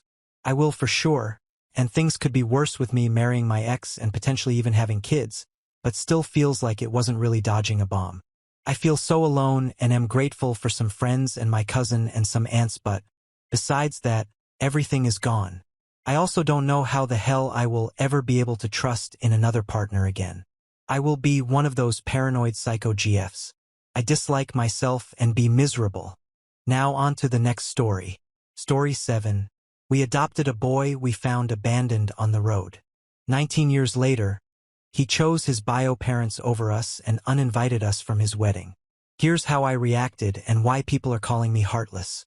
I know the title is a bit weird, but this was the best way I found to translate what was said. Obligatory apologies for bad grammar and/or spelling. English is not my first language. I'm M44. My husband is M40. Been married for 20 years, together for 22, and our adoptive son is M24. He's black and we're not. I'm only mentioning this because it's relevant to the story later. This does not take place in the US. Let me give a little bit of background to the situation. About 19 years ago, me and my husband had been driving on a highway back from a small vacation. We went along a particularly long stretch of road. Absolutely no buildings around, only a ton of grass and hills as far as the eye could see. We spotted a little boy just sitting by the side of the road. Like I mentioned, there was nothing around for miles and no cars close to where the boy was, so we decided to stop and see if everything was okay. When we got closer to the boy, let's call him Jason, fake name, it was very easy to see he was dirty and malnourished, since the only thing he had on were some diapers. He was so small it didn't look like he could be older than 3. Later found out he was actually 5. We asked him why he was alone, and he told us that mommy and daddy put him here and told him to wait. There was no cell signal in the area, so we did the sensible thing and brought him back to town to the nearest police station. To make a long story short, CPS was called. We discovered his parents were some druggies that were on the run from a felony. The only other relative Jason had was his grandmother, who was very mentally ill and couldn't take care of him. We felt bad. He went into foster care soon after, but we felt bad for the kid and kept in touch with his caseworker. I had an extremely well-paying job at the time and could easily afford a decent lifestyle for a small family. So, after a few months of discussions between ourselves, the caseworker, and some bureaucracy, we formally adopted Jason. Now, on to the situation. About 3 years ago, Jason's parents were released from prison on parole. They contacted him not long after in hopes of reconnecting. Prior to that, they'd sent him a few odd letters here or there, but nothing really substantial. At first, he was hesitant to talk to them but ended up caving and meeting them for lunch one day. I'll admit that a part of me was a bit jealous and apprehensive of what could happen, but I could see that it really was something that my son wanted to do, so for his sake I swallowed those feelings and supported him through it. It wasn't very long, about 3 months I think, that he started to pull away from us. At first, I chalked it up to him being excited to actually talk to his bio parents after so long, talk about what had been going on in his life, spend some time with them, etc. It started to bother me when he'd cancel plans with us last minute because Mom had an emergency, or Dad really needs me to help him with something today, or whatever other excuse he could come up with. He used to come over to our house at least once a week, call every day or so. But now we were lucky if he even came by that month again. I thought that was just temporary, that he was just excited, and soon enough he'd start spending some time with us again. We were overjoyed when he invited us over to dinner one night. It was supposed to be a family gathering, us and his bio parents and his wife/girlfriend at the time. I wasn't exactly keen on meeting the people that had left my son for dead on the side of the road, but decided to give them the benefit of the doubt, thinking maybe they'd atoned and changed. Besides, he's our son, and we love him. We had to at least try. To say the dinner was a disaster is an understatement. His bio mom was extremely rude to me and my husband the entire night, making passive-aggressive, homophobic, and racist remarks every chance she got. His father was much the same. It all came to a head when she straight up called us the F-word and threw a glass at my husband. A screaming match followed, and we left soon after. The next day, Jason apologized profusely and promised they'd never do something like that again. I told him neither me nor my husband wanted to have anything to do with them and would appreciate if he understood that. He seemed to, but continued to pull away the next few months, and that leads to what happened last week. Jason proposed to his girlfriend about 9 months back and has been preparing for the wedding since. Of course, we were overjoyed for him, but a few months went by and no invitation came. Every time we asked Jason, he would say they hadn't been sent out yet and changed the subject. Well, last week my husband saw a Twitter post from one of Jason's friends, his groomsmen, that went up a few weeks back with the invitation in hand.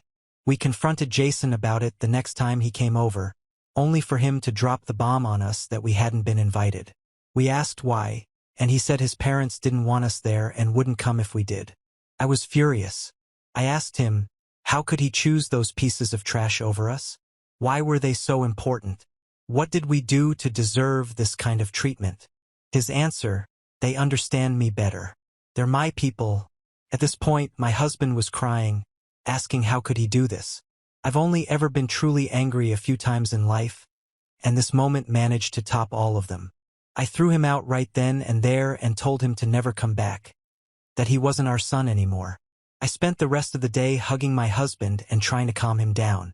The next day, I canceled everything we'd paid for the wedding, which was basically everything important, even the ones we couldn't get a refund on. Of course, Jason had the gall to call and scream at me, asking how I could do that to him.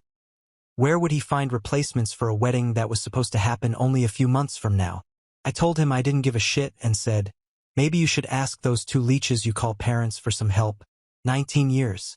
19 effing years of my goddamn life spent raising and loving a kid that I considered my own son, only to be treated like garbage. Giving blood, sweat, and tears so he would have a good life, all the love we could possibly give, and that's what we get as a reward? As for why I'm asking if I'm the a-hole. Some people have been calling and messaging us, mostly Jason's friends and a few of our family members, calling us heartless and monsters for doing what we did to him, and that's honestly got me questioning if I went a bit too far in anger. After all, parents are supposed to love unconditionally, right? But if so, how do we ever get over something like this? How can we deal with this feeling of betrayal? Are we justified in feeling like that? Now on to the next story. Story 8. Toxic Mill abandoned my 7-year-old son from my previous marriage during our family vacation. But she is claiming that she had lost him while buying ice cream. I, 36F, got married to my husband, David, 29M, about 8 months ago. We were together for 2 years and we have a great relationship. I can't say the same about my mother-in-law, though. I can tell that she doesn't like me.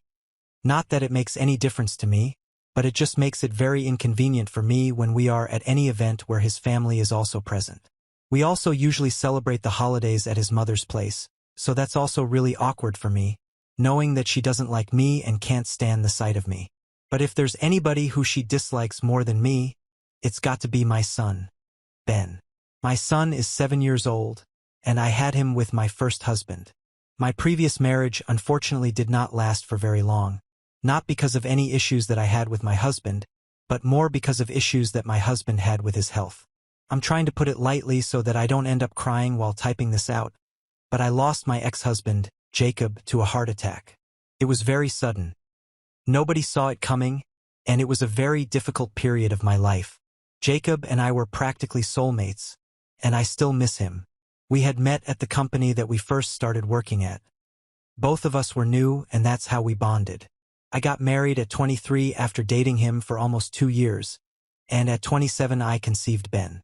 At 29, I lost Jacob and my world turned upside down. Ben was 2 years old at the time, and after my husband passed on, I almost lost my will to go on with life, but it was Ben who gave me the strength to continue. So, in a way, I owe everything that I have to my son. I met David 4 years after I had lost Jacob, and for the first time I felt like I was connecting with somebody on a level that I had initially connected only with Jacob. I was a little skeptical because I was a widow and I had a son, and he was much younger than me, and I really felt like not enough time had passed for me to move on. But I was more worried about what people would have to say if I started dating somebody else just 4 years after my husband had passed away. However, my friends and family told me that it was the right time for me to move on, and if I really liked him, then I shouldn't stop myself from acting on it. So, when David asked me out, they were the ones who encouraged me to say yes, and I think it's been a great decision. David is a wonderful person, and I love him so much. I know that he loves me, and he respects the fact that I was married before. He respects Jacob and Ben and has always been really sweet and thoughtful about it. I just wish I could say the same thing about my mother-in-law, since she is literally evil incarnate, and I can't believe somebody like David was born to her. Now, before I say anything else, I just want you guys to know that David literally had absolutely no idea about what kind of a person his mother, Frida, is, and I never told him because of my personal reasons. Right from the first time that we met, she had started making weird comments about me, about how she believed that it was too soon for me to have a relationship with another man, literally just 4 years after my first husband had passed away. She also did not seem to approve of the fact that her son was in a relationship with somebody who was much older than him and also had a child. David was 26 at the time and I was 33, so it's not like we were kids, but she had her reservations. With time, it started getting more obvious to me that she did not like me and my son. At least I was old enough to handle the fact that she did not like me, but Ben was just a child, and she would treat him really badly whenever we visited her. She would speak to him in a really curt way, and Ben would never be able to understand why he was being spoken to that way when he was only trying to get in her good books. So Ben would keep trying to win her over, and she would just keep pushing him away. She hated him, and I knew it, but I did not ever try to tell David about any of this because his mother suffered from a lot of diseases. Diabetes, arthritis, and hypertension were just a few of them. So David would visit her every weekend and would take care of her since he felt obliged. He had an older sister, Frankie, 35F, who had 2 kids around Ben's age, but she lived too far away to do that on a regular basis. And she was also a single mother. Common sense. Her husband had given up custody of the kids and left her alone after the second child with his affair partner. So she already had a lot of responsibilities. So it was his responsibility to make sure that his mother was taken care of. He also had hired a full-time nurse for her. But even then, her doctor had suggested that it would be good for her health to have time with her family on the weekends. Her husband had passed away a couple of years before I met David, and her daughter lived too far away, so she did not have anybody else apart from him. I knew that he was not the kind of guy who would have just abandoned his mother, and I did not want to put him in that position either, so I just kept my problems to myself. I instructed my son not to interact with her unless she initiated the interaction and left it at that, and I myself would never talk to her, and she would never talk to me either, so I never had to bring it up with David. He had brought it up with me a couple of times, though, since he had picked up on the fact that I don't talk to Frida, and she doesn't talk to me, and neither does Ben interact with her. But I had just told him that we had our personal issues and I didn't want to get into that because I did not want to ruin his relationship with his mother. And even though he had tried to pressure me into talking about it, I had stayed out of it because it just didn't seem worth the trouble since I knew how much he loved his mother, and I had seen it firsthand, the way he would get mad at other people talking badly about his mom. I didn't want to find out how he would react if I did the same thing, so I just stayed quiet. I guess that was all right as long as it was not causing any inconvenience to any of us. I thought it was the perfect arrangement at the time. But a few weeks ago, David and his sister, Frankie, decided to take us all on a much-needed vacation, and Frida insisted on accompanying us. I didn't have an issue with it since she said that she would be paying for her own flight tickets and would be staying in a different room but in the same hotel, and as long as I knew that I would not have to interact with her, I was fine with it. Unfortunately, Frankie was not able to accompany us because 2 days before the flight she sprained her ankle, and it was not recommended for her to travel anywhere in that state. However, since she had promised her children that they would be allowed to go, she sent them on with me and David. He took us to Miami, and literally on the second day of our vacation, Frida decided that she was going to do the worst thing on the planet. I was asleep in my room and taking a nap in the afternoon, and so was David. We were literally knocked out because we had spent the entire morning on the beach, and I guess at some point Frida had knocked on the door, but we hadn't been able to hear it, and Ben was the one who opened the door. Big mistake. Since then, Frida talked our son into accompanying her and promised him that she was going to get him ice cream. And since this was the first time that she was showing him so much affection, Ben couldn't help himself, and he went along with her. Then we woke up and didn't see Ben in the room and also noticed that Frida was not in her room.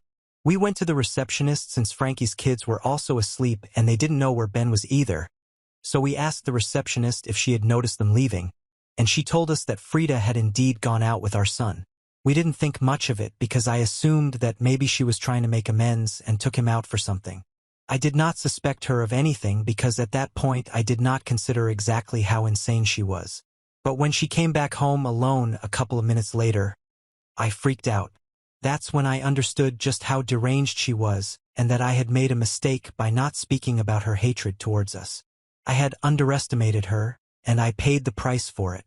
Then she came back to the hotel that evening. She was on her own, and Ben was not with her, so I immediately started panicking, and I asked her what she had done to her son. She looked a little offended, but I could sense that she knew exactly what was going on. She told me that they had been roaming around in the streets near the hotel, but Ben had left her side at some point, and she had tried to look for him, but he just got lost in the crowd. I did not buy one word of it, and I decided to talk to the hotel authorities and alert the cops immediately. David was also really pissed off, and he absolutely tore into his mother while she tried to fight with him and said that it was not her fault. I was too worried about my son to care about any of that, and I thought that I would deal with her later. I am extremely thankful to the police department and also the hotel authorities who brought back my son safe and sound within half an hour.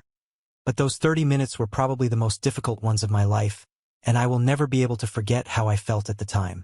Once we had found him, he told us that Frida had left him at a shop nearby and told him to sit there and wait for her, but she never came back. The shopkeeper, thankfully, had been a nice guy and had given him some candy and had actually asked him a bunch of questions to find out what was going on. So he called the hotel authorities and alerted them about this missing child, and that's how they were able to find him. Frida is literally insane. Her plan had been to abandon my son just because she hated him so much. After that incident, I did not see a point in trying to keep the peace, and I told David exactly how she had been treating the two of us ever since we had become part of his life. And even though earlier I had believed that he would stand up against me and take his mother's side, he did not do that, and he was furious with his mother. We got into a huge fight and we even pressed charges against her. But since we are not local to that area, it's going to be a bit of a problem for us to show up for court appearances. That's a separate issue. But after that, we moved to a different hotel where she would not be able to find us, a considerable distance away from the one that she was living in, and she's still stuck there. Since then, we have not been in touch. She did not even pretend to be sorry for what she did and said that I was a woman of loose morals for getting married to David just a couple of years after my first husband had passed away, and accused me of using him for his money and being with him just because he was young and attractive, and I couldn't find somebody like that for myself now that I ran through. I'm not making it up right now. These are the exact words that she had used for me in the hotel, and I could tell that she had been waiting for an opportunity to say all this about me. She just wanted to humiliate me. That was it. But she had never considered that David might not stand with her when she was actually in the wrong. So he cut her off, and now we are no longer on speaking terms with her. We would have also gone back home, but David and I spoke about it, and we thought that it was more important for the kids to have some fun because what happened was really traumatizing. We believed that, instead of cutting the trip shorter, it would do them a lot more good to have a little more fun and try to forget about this incident. However, the day after the incident took place and we communicated that to Frankie, she hopped on to the very next flight and took her kids back home. She told us that she appreciated what we had done and really liked the thought, but she could not believe that something like this had happened and just wanted her kids near her, and we understood what she meant, so we did not feel offended at all, and she went back home with her kids. She also told us that she was going to ban Frida from ever seeing her children again because what she had done was just not okay, and she was still in disbelief over it. She had passed on the message to Frida as well through an email and told her that if she ever showed up near her children again, then she would call the cops and get a restraining order against her. Now it has been 2 weeks since we returned from the trip, but David's behavior has been all off. His mother is still in Miami and is in jail. The trial is supposed to begin in a couple of days. He has been very distant ever since we came back from the trip, and yesterday I finally decided to confront him, and he told me that he was upset not just because his mother was in trouble but also because he felt like I did not trust him. He told me that he was upset that I had never told him about his mother's behavior with us, and he believed that if he had intervened in its early stages, things would have never turned out this way. I know that he didn't say it, and I know that he is kind of right in a way, but I also feel like he's trying to imply that if I had just told him how Frida had been acting with me and Ben, he would have been able to prevent this from happening, and it was kind of my fault that this was all happening. I don't know if that's what it is, but that's how it feels. We haven't spoken since our discussion yesterday, and I don't know what to say to him right now. I'm so sorry for not telling my husband about how badly his mother was treating me and my son. Date 1. Hi. Thank you so much for the response to my post. After reading the comments, I decided that maybe playing mind games with his mother was not the right move for me, especially since this was the child that I was putting at stake. Maybe I didn't know that his mother would turn out to be so unhinged. But even then, it was not fair for me to keep this a secret from him. So I decided to apologize to him, and I told him that I didn't see this coming. It was really foolish of me, and I really am sorry for not trusting him enough to bother him with this. He was really understanding about it and even apologized since he felt like his reactions earlier, whenever anybody would have anything bad to say about his mother, might have put me off of that. But he clarified to me that he would just get mad at other family members when they would talk about his mother like she was a huge burden because to him she was not. This situation obviously was very different, and he was willing to admit that what his mother did was extremely messed up and that she deserved whatever punishment came her way. So I am glad that we talked things out, and there is no weird air between us anymore. We are back to normal, and I really appreciate all the advice that people gave me here. Update 2. So the trial has begun, and we are supposed to go back to Miami in a couple of days for our testimony. Thankfully, the court is going to cover the expense of that since this is the state versus Frida. We won't have to pay out of our own pockets this time. But then again, this is not a vacation that we are going on either. David and I are actually pretty nervous and don't know how to feel about any of this. On one hand, we are happy that justice is going to be served. I especially am really relieved that I don't have to deal with Frida ever again. But on the other hand, this is David's mother who is getting into a lot of trouble, and even though she deserves it, both of us kind of feel uneasy about it. So I don't know. I guess we are just lucky that there are a lot of witnesses to testify against her, and we won't be the only people against her there. However, we definitely will be the only family. They might call Frankie as well, but I don't know if she's going to testify against her mother or have any sort of contact with her either. She has made it very clear that she doesn't want anything to do with Frida and has banned her from seeing her or her kids ever again. So I highly doubt that she will want anything to do with the situation right now. From what we know, Frida has been under house arrest so far. The people at the hotel did not want to let her stay there anymore, so she had to move out and stay with a friend of hers. I don't know how she got somebody to agree to let her live with them given the circumstances, but I guess her friends are just as deranged as she is, no big surprise. Update 3. Hello. David and I landed in Miami 2 days ago, and today we had to testify against Frida. We've left Ben at home with a full-time sitter for now. It was kind of daunting, and I couldn't help but feel bad for her. However, as soon as I remembered what she had tried to do to Ben, all of those feelings just went away instantly. It was a relatively straightforward process. I just had to say my side of the story, and it matched with what everybody was saying as well. The people at the hotel and the guy at the shop who had watched over Ben. So I really don't think that she has any way out of this. Not even the best of the best lawyers could save her and talk their way out of this. I'm sure that she will get jail time for what she did. She looked really distraught throughout the time that we were around her, and after everything was adjourned, she tried to approach us, but David and I looked the other way and decided to leave. We did not want to speak to her, and I honestly don't think that it would have been a good idea because I was in no mood to hear any of her stupid excuses, so we just walked away, and that was it. David has been pretty quiet since then, and I don't blame him. This must be a lot more difficult for him than it is for me, but he has been braving it all for me, and I am really proud of him. I am sure that it must not have been easy for him to stand up against his mother, but he still did it all for my sake and for Ben's. He chose to do the right thing rather than do the easy thing and try to come up with excuses for his mother's behavior, and I couldn't be prouder of the fact that I married such a man. Maybe a lot of people will think that this is a very insignificant thing and that everybody would stand up for this. Not a big deal.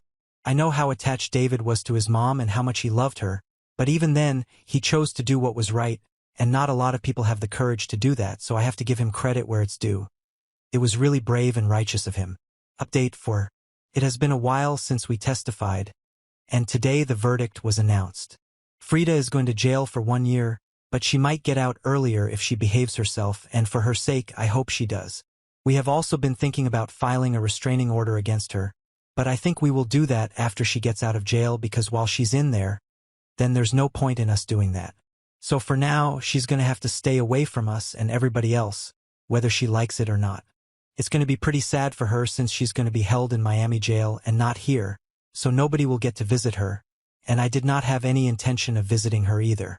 But now even the people who did like her are not going to be able to visit her. I just keep thinking about what exactly would have happened if that day Ben did not come back. And that makes me feel like everything that's happening to her. She deserves all that and worse. I don't feel any pity for her anymore, and neither does David, from the looks of it. When we were told that she would be going to jail, he just shrugged it off and said that he hoped that this was a lesson for her.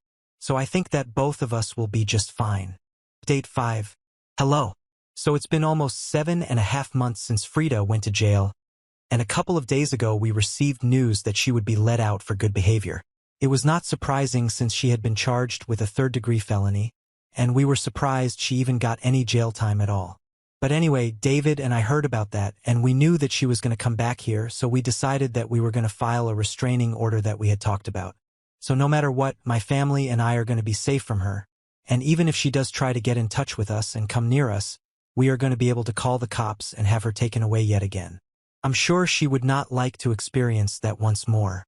We have already spoken to a lawyer, and in a couple of days we are going to file and start the process. We are still waiting for her to come back so we can figure out what to do. As of now, we have spoken to her neighbors, and they have told us the house is still empty and nobody has come back yet. So until then, we are not going to do anything because she might not even come back here. Although I don't really know what she's going to do up there in Miami since she doesn't have any family there, and the only person that she has is a friend of hers, the person who would let her stay with her when she was under house arrest, and that's it, nobody else. But here, everybody knows about the little incident that took place and why she was missing for the past few months. So to save face, she might turn up a lot later. We don't know what's going to happen, but we have to stay prepared just in case. So we have spoken to the lawyer, and if she turns up, we will file for a restraining order. That's the plan as of now. We have also told Frankie about it, and she has decided to do the same.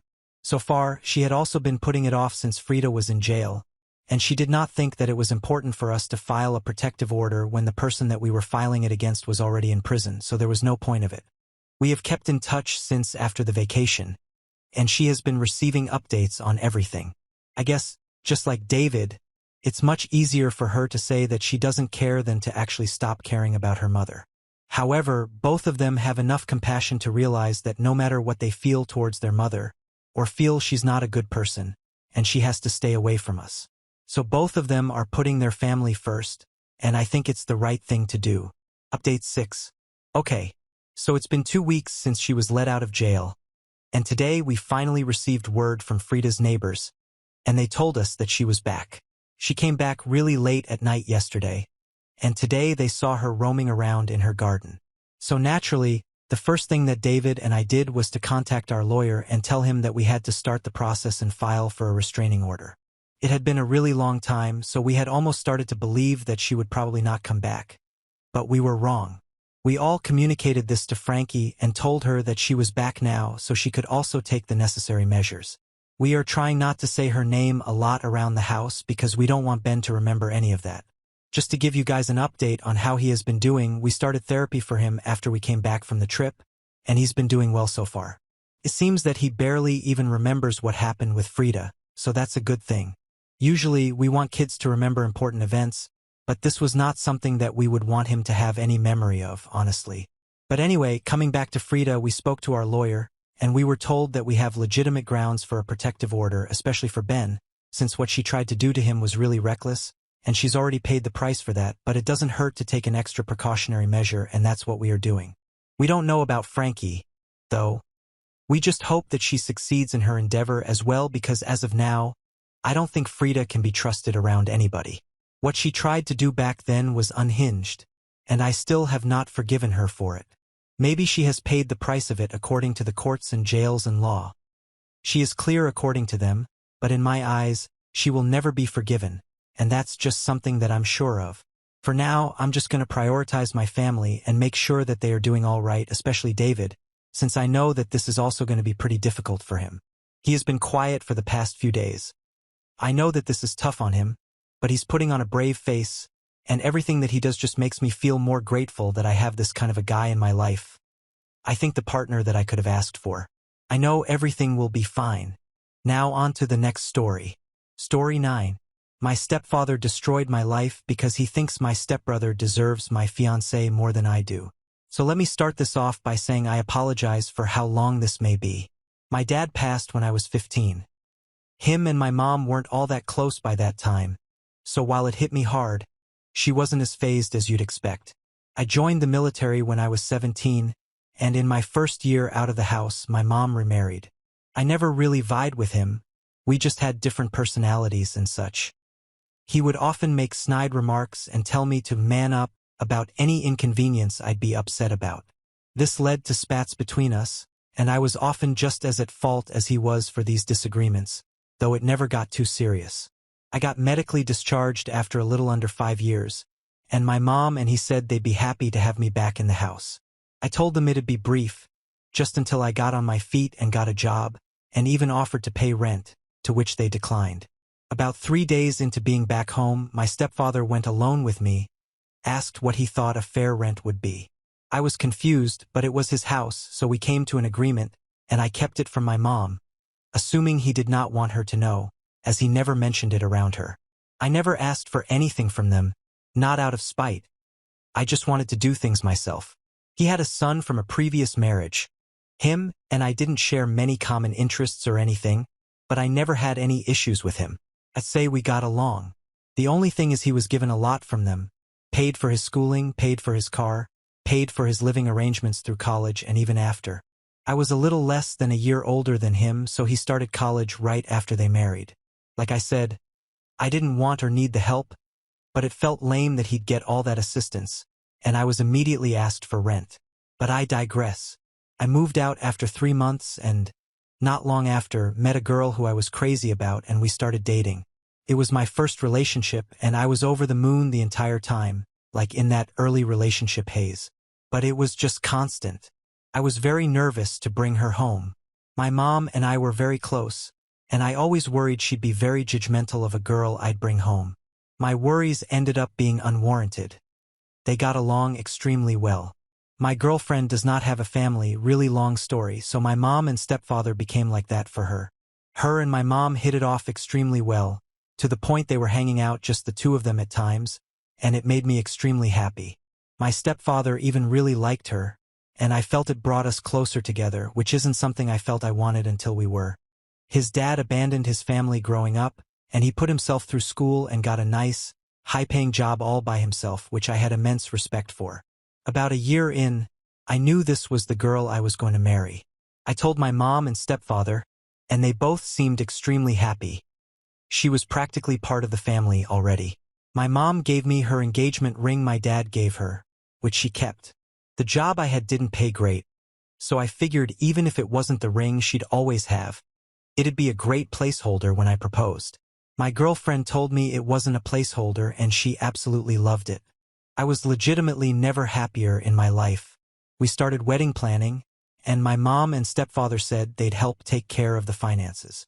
It was the first time they offered to help me financially, and it really meant a lot. Fast forward to about 3 months later, I get a call from my stepfather who said I needed to come over. Felt a bit ominous, but I went over there after work. When I got there, my mom, stepfather, stepbrother, and fiancé were there. I saw her on the couch and could tell she had been crying. I immediately thought someone had died and went to go sit next to her when my stepfather stopped me. He started hitting me with accusations of me cheating on her for our entire relationship. I was puzzled and told everyone there I don't even text any women I'm not related to besides her. Apparently, some girl had gotten my fiancé's number and told her that we were sleeping together for over a year now, but she didn't know I was in a committed relationship. She sent her screenshots of alleged conversations and knew stuff about me that a random person wouldn't know. Like a fool, I couldn't see what was happening in front of me. I was stunned, saddened, and furious. I begged her from across the room to look at my phone and see I'd never done any of that. Her and my mother were both weeping and I started to cry. My stepfather called me every word he could think of and escorted me out of the house while telling me if he saw me on his property again, he'd call the police. I spent the next several weeks trying to contact them to no avail. Calls, texts, voicemails, every messaging app out there. Nothing. After those weeks, I got a call from my stepfather who told me to stop trying to contact her and that I was never welcome in his house or around his family again. I tried to call my mother over this time to no avail as well. After about a month, all I got from anyone was a text from my mother saying how sad and disappointed she was. My mom didn't really have much family, so they always spent holidays with my stepfather's side. They all shunned me as well. I saw their Christmas pictures on Facebook with my ex-fiancé present and seemingly in good spirits, which crushed me. The only family I had that would talk to me at all was my dad's brother and his family. Despite that, even they all seemed wary of me too. The only one that I think truly believed me was my uncle. I don't think I'd have made it without him, honestly. He showed me what I'd been missing in fatherly love, and I've never been so grateful for anyone. About 6 months after it all, I moved away from the East Coast and settled out in California, needing to get away from it all. A little less than a year after I moved, I got a call from an area code from back home, which I rarely got anymore. I picked up, and it was my stepbrother, whom I promptly hung up on. He called me back, and I ignored it, but it stuck with me all day. I decided that if he called back again, I'd pick up, which he did later that night. It was awkward at best. He told me my fiancée was really torn up for a long time. It took her nearly a year to even start looking again for a significant other. I hadn't at all since it ended. A few months into her doing so, my stepfather encouraged him to ask her on a date, which he did. Things went okay for the first couple of outings but never really clicked. Apparently, he told my stepfather about that, and the idiot told him, "I didn't get rid of her for nothing. She's a great girl. You need to figure it out with her." I almost collapsed, and it was quickly replaced with anger. Apparently, he had gotten a girl, I still don't know who, to pose as someone I had an affair with and forged some message screenshots to have her send to my fiancée. He told me he'd said it to him about a month ago and he didn't know what to do. Apparently, it bothered him enough that he couldn't just sit on the info anymore. So he told me and said he was going to tell my mom and fiancé the next day. He called me first as a courtesy so he knew what to say to them regarding me. I told him where I was, and that I'd appreciate it if they didn't immediately contact me, so I had some time to digest it all. That was last Tuesday. I just texted him and told him I was ready to talk to them if they wanted to and that they could call me tomorrow. I really don't know what I'm going to say to them, for that matter. I expect some tears and a good number of apologies, among other things. I don't really know if I'm ready to give forgiveness or anything like that. The only person I've told so far is my uncle, who I've asked to keep it to himself. Sorry again for how long this was. My therapist picked a week to go on vacation, and I needed to vent. Update. We'll post a longer update tonight, I think. No phone calls from anyone else yet, but a good call from my stepbrother that felt nice. I appreciate the support from everyone. I'll try to get to all the comments as well when I get a chance. Update. My stepfather turned my family against me February 6, 2023. Alright, sorry for the delay. Busy day at work and obviously a lot of other stuff on my mind. My stepbrother called me this morning and told me exactly what happened this past week. So apparently what my stepfather said wasn't exactly what he told me. He elaborated more and said he was very careful with his words so as to not incriminate himself, but he heavily and very clearly implied what he did without directly saying what he did. The thing about my stepbrother is he's much smarter than me. Instead of just walking to my mother and fiancé with that and getting into a shouting match with his dad, he took a different course that I wouldn't have thought of. He got a hold of my ex's phone and found the girl. He said it took him forever to backtrack it. He gave her a call and got her to meet him out in public. That's where it all came to a head. She was a Tinder match with my stepfather, which I think pretty clearly indicates that he had been sleeping around on my mom. That irritated me even more for obvious reasons. This girl alleges they did not sleep together. However, whether that is the truth did not matter to me. What does is my stepbrother talked to her and pulled on her heartstrings with the story and all that had happened. For the record, she clearly knew what she was doing. Maybe the time and hearing what had happened to me really shook her up, but again, it doesn't matter to me. She told him what happened, $1,000 for a phone call. That was the deal. He told her what to say and supplied the pictures of evidence. She made the call and that was that. My stepbrother asked her if she could tell my mother and ex and even offered to pay her again. For the record, she agreed to it for free and that happened yesterday. My stepfather is on a business trip until Wednesday, so it was the four of them there. She came in and spilled it all to my mom and ex. My stepbrother said the tears started almost immediately from all three of them. After everything, he told them I was in California and that he'd tell them when I wanted to be contacted. This was before I texted him. A little backstory for you guys to try to understand some stuff about my mother and ex-fiancé, and this is in no way defending their actions, just to help some folks understand. My mother and I were inseparable after my dad passed. We were each other's rock. When I turned 16, I began to drink to kind of dull it all a bit. I told my mom we'd spend New Year's together the year I was 16 and ended up out with my friends. Drunk as all hell.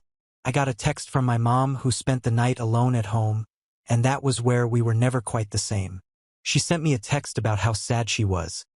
She was all alone, and I felt like complete a hole over it. I stopped drinking that day until after everything went to hell. She is the type of person to always need someone. She can't handle being alone.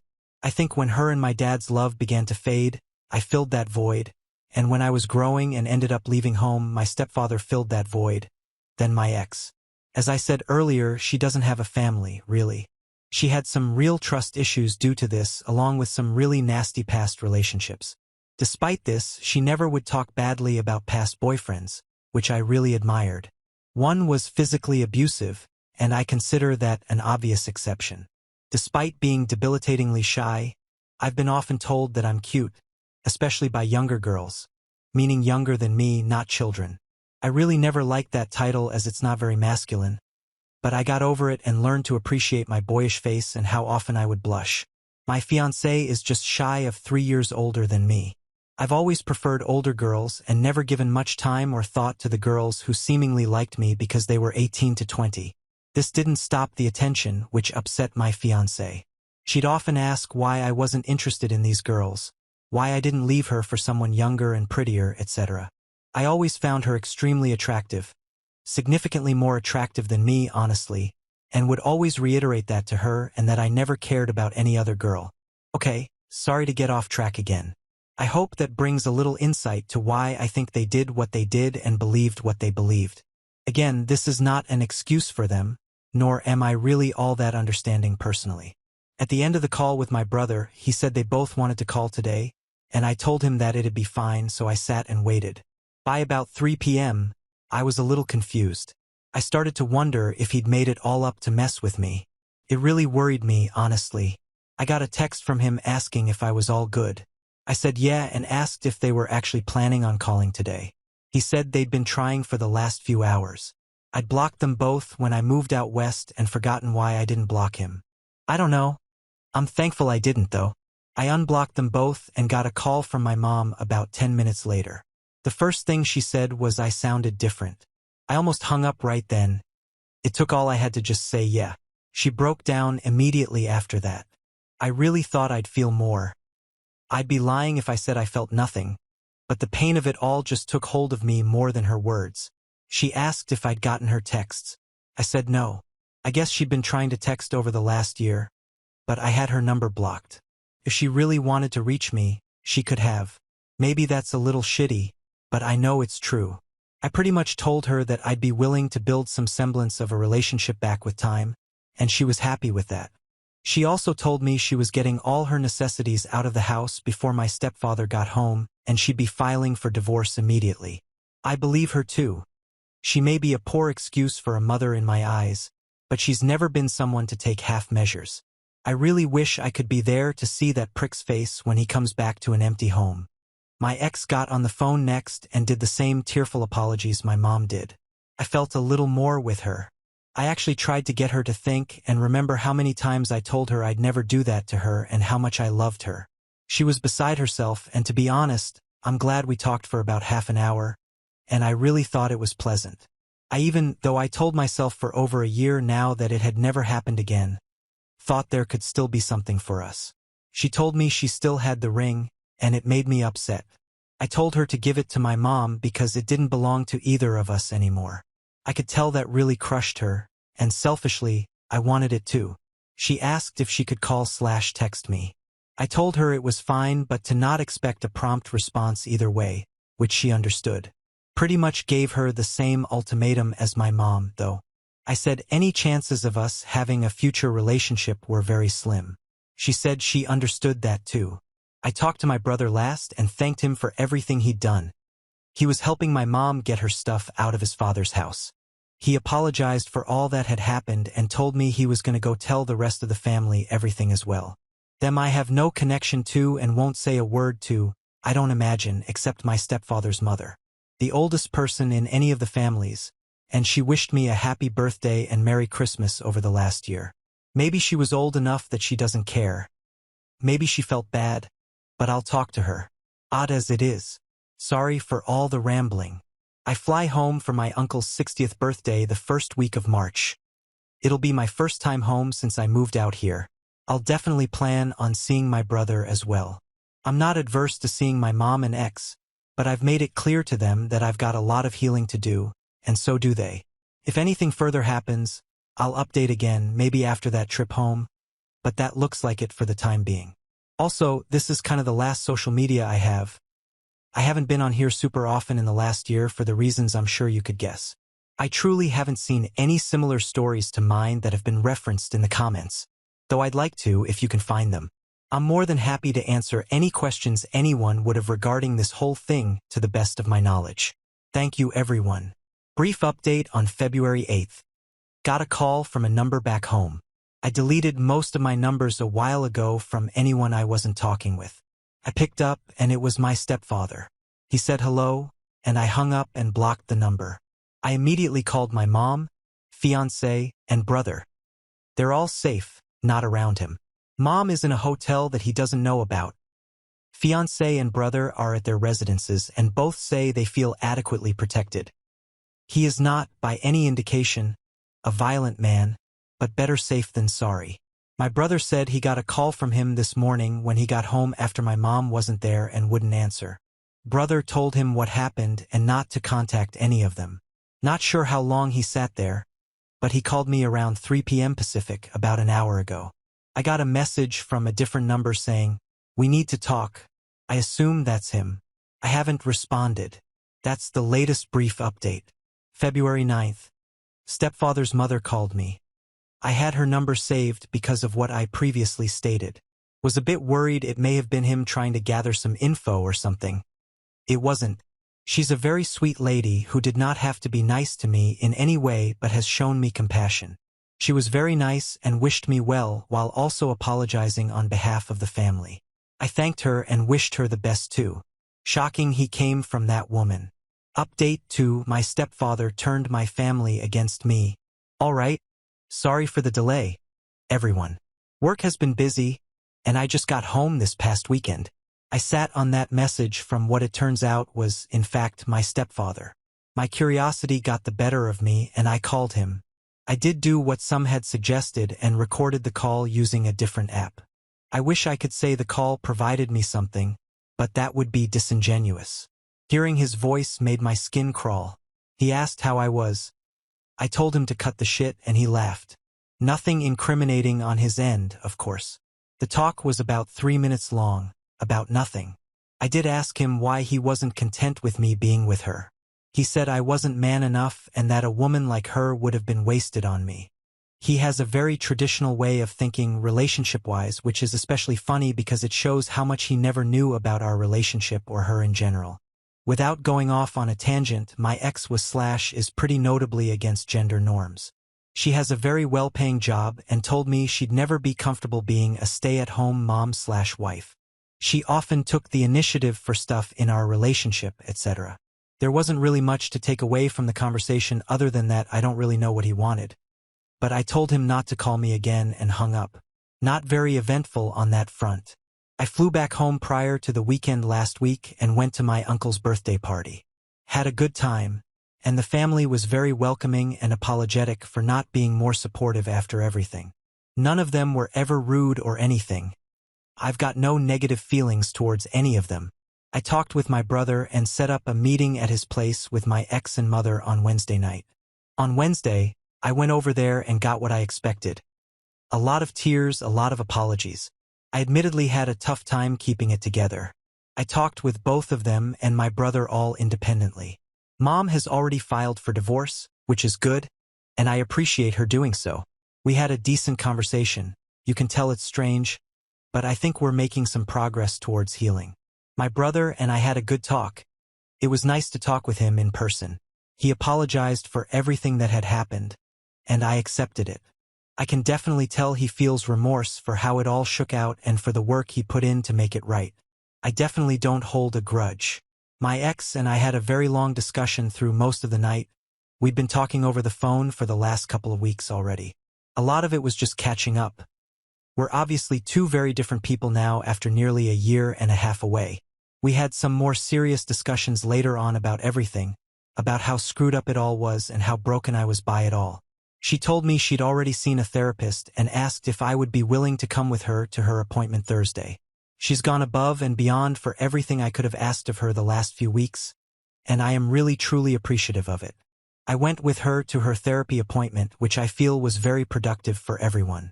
Her therapist seemed to be very appreciative of me being there as well, so we stayed talking for a while after, and I decided to ask if she wanted to go out Saturday night, so that's the plan right now. I don't know exactly what's going to happen, but I wanted to show her that I appreciate the effort she's putting in to try and mend what's been broken, and selfishly, I'd like to see her in a setting that isn't like the ones we've been in. So that's the update for now. Things are looking up. Haven't seen any of my stepfather or his family since getting home. Appreciate all the support from everyone. Will update with anything new. Update, March 5th. The date went very well. We had a nice night together. Got dinner, went to an arcade after, which we used to do somewhat frequently. It's the first date I've been on in nearly a year and a half, and I enjoyed myself a lot. We went back to her place after and talked. Going to discuss the next steps during this week before I head back to California. The distance part is going to be the hardest part, but I think it'll help keep the rose-colored glasses off if we aren't seeing each other constantly. Thank you again for the support from everyone. Update, July 10th. A lot of folks were asking for another update. Thanks, TikTok. I've remained in contact with my brother, mom, and ex-brother, and I still talk a reasonable amount. Mom and I have been building back. Definitely some improvements there. I'm truly glad she's back in my life, even if it's going to take some time for her to really be like a mother to me again. My ex and I spent a long time trying to see what was the best way to go about things. She flew out and spent time with me in California, which was very nice. At the moment, we're not together, and I think that's best for right now. As for my ex-stepfather, I really have no clue. He tried to contact my mother a few times following everything, but he never got a chance to talk. He hasn't been in contact with me at all, and for that, I'm thankful. Hope I never run into him again. Life changes. I did end up moving back east for a new job, a few states away from my family still, which I think is healthy. I'm happy to answer any other questions you guys might have. Thank you for all the support in this madness. Now on to the next story. Story 10. I came back from the dead and nuked my ex-fiancé's life insurance money.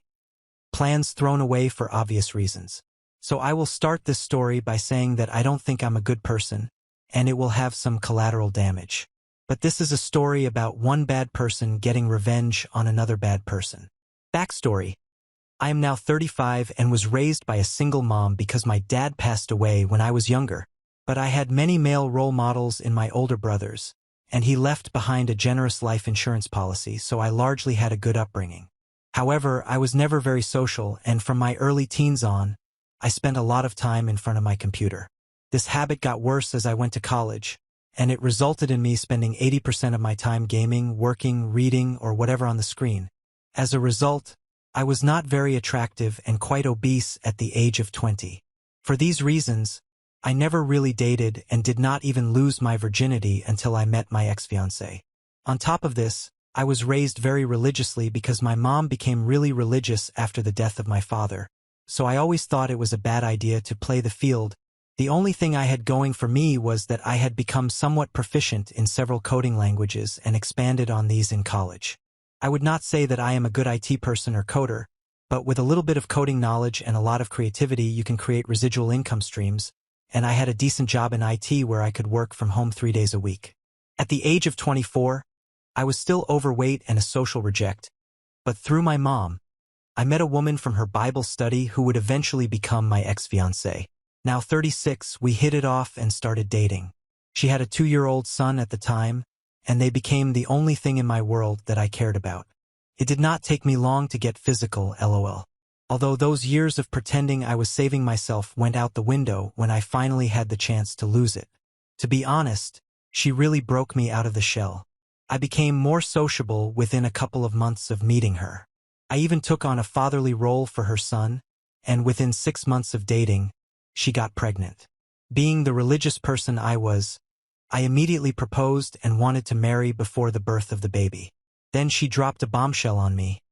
She was still legally married to a guy in prison. This did not bother me too much, as she had always talked about her troubled past, and I thought I would be the one to save her from it anyway, so I just took this as it came with the territory. She began the divorce proceedings shortly, and we planned to get married as soon as those were finished. I was riding high after the baby was born, and I thought I had really carved a place for myself in the world. I even started losing weight and spent less time online than ever. She was always kind to me, and I thought we let each other know everything we were thinking. Boy, was I wrong. There were a few red flags that I was too struck by love to see. 1. She told me early on that the only reason she got involved with my church was that she was on probation and had pending court cases and thought it would help her case. 2. Despite me earning a comfortable 6-figure income with side projects and my main IT job, she insisted that she keep her part-time job, and my mom had to help me take care of the kids to deal with it. 3. She knew way too many people, like what suburban mom with a secretarial job has 200 contacts in her phone. 4. We kept delaying our marriage due to sick relatives or other issues, although she did go through with the divorce from the prison guy. Then something happened that shook me out of her spell. She got pregnant for the second time, this time with twins.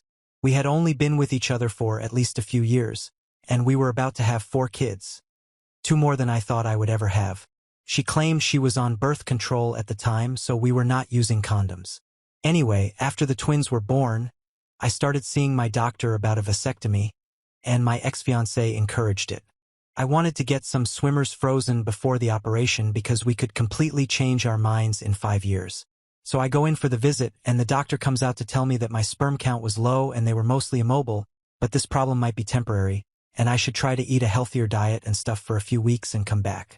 When I came to the second appointment and the same problem arose, the doctor started doing some investigating, but you know where this is going. So the doctor says that it is likely that I am infertile. This turned out to not be completely true, as I now have a child that I know is biologically mine, but it still propelled the following events. I mentioned that I had 3 biological children, and the doctor looked anxious and started talking, but I was in shell shock and did not really know what he was saying. I think I left the doctor's office before they were even done with me. I did not even get in my car. I just walked until it started to get dark and eventually called an Uber to get home. My fiancée was worried and already asleep inside, and I just lied to her and told her my car broke down. My phone died, and I was at the mechanic late and forgot to let her know. I fell asleep and woke up the next day. I immediately got on the computer to research similar stories and started to give myself false hope. The first post I read was about how fertility assessments are not always true and I should 100% get a second test. I thought for sure this would show the doctor was wrong, but I got the test back and within a week, I knew the kids were not mine. The first person I told was my mom. I went to her house and cried for the first time in my adult life. She consoled me and then told me a story that I was never meant to hear. Essentially, I am the product of an affair myself, and my dad actually died from an overdose on pain medications after he found out. Well, I don't know why the hell my mom thought this would comfort me, but in reality, it just gave me an unhealthy view of women for a while. After the story and calming down, she insisted that I man up and honor my commitment to these kids because I am the only father those kids have ever known. Up to this point, I'd always been a pushover, and I really considered her words for about 24 hours before I completely snapped. I called my fiancée and told her I had to stay the night at my mom's house because of a family issue, and she offered to make us dinner, which I declined. At this point, the twins are about 6 months old, the boys are 2, 5 years old, and the girls are at least 5 years old. I won't lie and say that I felt nothing for these kids, but it was hard to look them in the face, and I knew I was done being their father. I knew this would tear them up and damage them, but I couldn't stand to hear them say "dada" to me because every time it was like a knife in my heart. I kept my cool and did not expose anything, and my mom did not say anything. I assumed because she thought I was manning up. I spoke to an attorney because I wanted to get myself off the birth certificates of these children, and I thought I could seamlessly slip out of this situation because we were not married. Unfortunately, after going through the paperwork and financials, since I had tangled much of our finances and I took on a fatherly role. I would be responsible for at least the boy's child support and she would get equity in the house and my side businesses. Basically, the lawyers said that I would likely be on the hook for something like 25% of my income for many years to come. I pretty much ghosted my lawyers after paying them their initial fee because I did not like the idea of state-enforced cuckolding. The revenge starts here. I started to make a plan to disappear and leave them all with as little as possible. The start of this was destroying all of my passive income streams and getting myself fired. Getting myself fired was easy, but it got a bit cringe. I basically did some of the stuff from Office Space. Smashed an office printer in the courtyard and didn't do anything while working from home except send memes to coworkers. But I did not do anything to clients because my boss was actually a friend of mine. But my office mates had a good time watching this. After this, I did not even try to file for unemployment and began living off our savings. My ex-fiancée let me handle all the financials, despite both of our names being on everything, so she did not notice our account slowly draining of money and the financials going to chaos because I left her checking account filled with a few thousand. Credit card debt skyrocketed because I stopped paying our cards. I sat there for months wondering if I should end it and follow in the footsteps of my would-be father, but ultimately decided against it. I got ancestry test kits for the kids in an effort to find out who their actual father was because I was hoping to get them away from my ex. But this resulted in even weirder findings. Essentially, the oldest child was a cousin or half-brother to his siblings, and so the prison guy's brother must have gotten her pregnant. Also, I did not see any family members from the test that I thought would be a good fit, so that was the end of that investigation. I also tried to distance myself from my mom as I had become disgusted by what she did to my dad and her newfound cheater allegiance to my ex. I formulated a plan to get away, far away from everything, by just vanishing on a hiking trip. I really hyped up this hiking trip and claimed I would be in the location for a week alone with my thoughts on the trails. Before the trip, I took the then at least 6-year-old out for ice cream and cried for the second time in my adult life. The 6-year-old was obviously distraught over seeing his dad cry and started trying to calm me down. I guess I was crying that I had to leave him, and I told him I was sorry dozens of times, but I think he was just confused about the situation. I was more concerned about losing him because I knew he was not my child, and I was able to form a bond anyway. I left that afternoon and actually made my way to the lodge and checked in. Now the next part 1 will mostly skip because I am not sure if it was legal or illegal or whatever, but cut to 6 months later, and I have a new name and live in a new city where I was able to restart my IT career and was slowly working toward my old income status again. I started stalking my ex on Facebook and other social media. I won't lie, it was cathartic, to say the least. The chaos of them trying to get into accounts must have been hell, and she figured out that our comfortable finances were not so comfortable after all. Begging for money on Facebook is so trashy. Once again, I won't mention the legal stuff, but a lot of people were looking for me, and I considered phoning the police to let them know that I was okay but decided against it. I eventually had to pay a hefty fine for this, but it was well worth it. I worked on myself for a long time and got into great shape. I lost my religion and descended into a hedonistic lifestyle. I became unrecognizable. I continued stalking this woman for about a year when I heard she was dating a new guy and got pregnant almost immediately, of course. My mom was still in her life, taking care of my supposed children while she was doing God knows what. Then, on the 1-year anniversary of my leaving, she posted a memorial page for me. This made me decide that my revenge was not quite done, and I decided to call up my brother and let him know I was alive. My brother and I had drifted over the past 10 years, but he was blood and was always there when I was younger. I told him why I did what I did and we caught up. I asked him not to tell anyone yet, and he agreed, but then he told me about my mom and my ex-fiancée suing my insurance company to honor my life insurance. Somehow she had managed to keep this policy going despite its hefty cost. The payout would be substantial, 7 figures, and she would be awarded the premiums that she had paid since my alleged death if she won. Well, I am not the kind of uncivilized person that would defraud an insurance company, so I started my plans.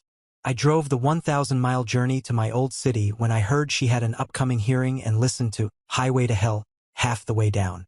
I went to the court early and sat down.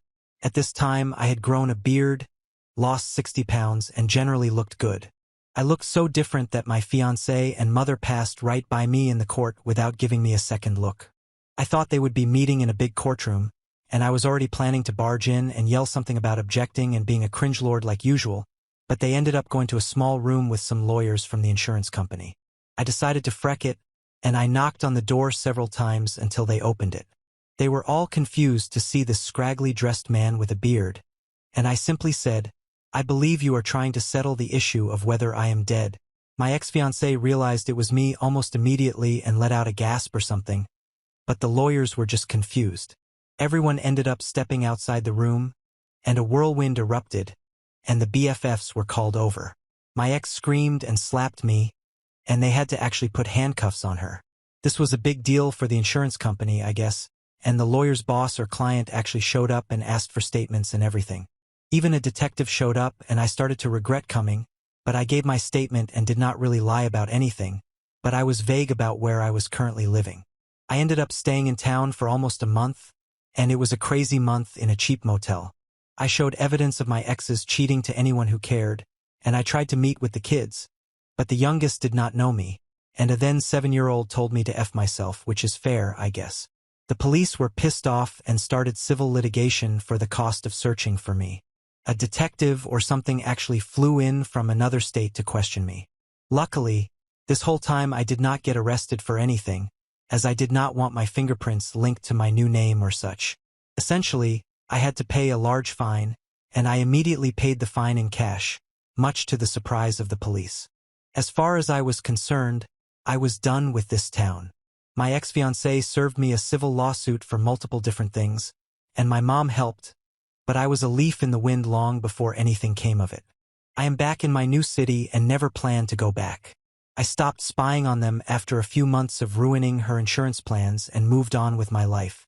This happened some years ago, and I am much better off now, but I am tired now and need to go to sleep.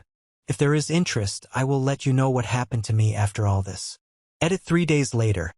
Hello everyone. Thank you for taking an interest in my life. I only want to do one update and lay it all out mostly. I just wanted to let people know where I went with my life because a lot of people seem interested. I might answer a few questions in the comments if someone has a burning question. I am not going to say anything about how to disappear because we can't discuss potential crimes on this board, but look up the case of how Jack Barsky, a former KGB spy, entered the US and obtained credentials. Literally millions of undocumented immigrants do this to be able to work for companies in the US as well. Uncle Sam just wants those taxes paid. I'm not sure about the details of the insurance investigation and how they were looking for me, but I never got so much as a phone call from them before I met them in person. I have no intention to try to seek revenge anymore because I believe violent delights have violent ends. Now, as far as I am concerned, my ex-fiancé's life is hard enough, and anything else I did would just hurt the kids. After everything blew up with my ex, I left the town, did not reach out to my brother anymore, and even stopped checking up on the situation with my ex. Having no family and friends and starting over in the world is lonely and terrifying, but equally exciting and hopeful. So how did I reset my life upon reaching a new city? Well, I had a lot of money in cash that I used to stay in a motel for a few months while I got all my documents in order and looked for work because I thought that my home computer would be searched when I went missing. I could not really plan much of this stuff beforehand. I realized that without a college degree linked to your name, it was difficult to find a job with my skill set, so I decided to just make my own company and post advertisements about setting up custom dispatch software and editing videos and presentations, among other tasks. I only received a few different jobs doing this, and it did not even cover my living expenses. After I did a few jobs for the same company, I made friends with a project manager and got hired at a reasonable salary.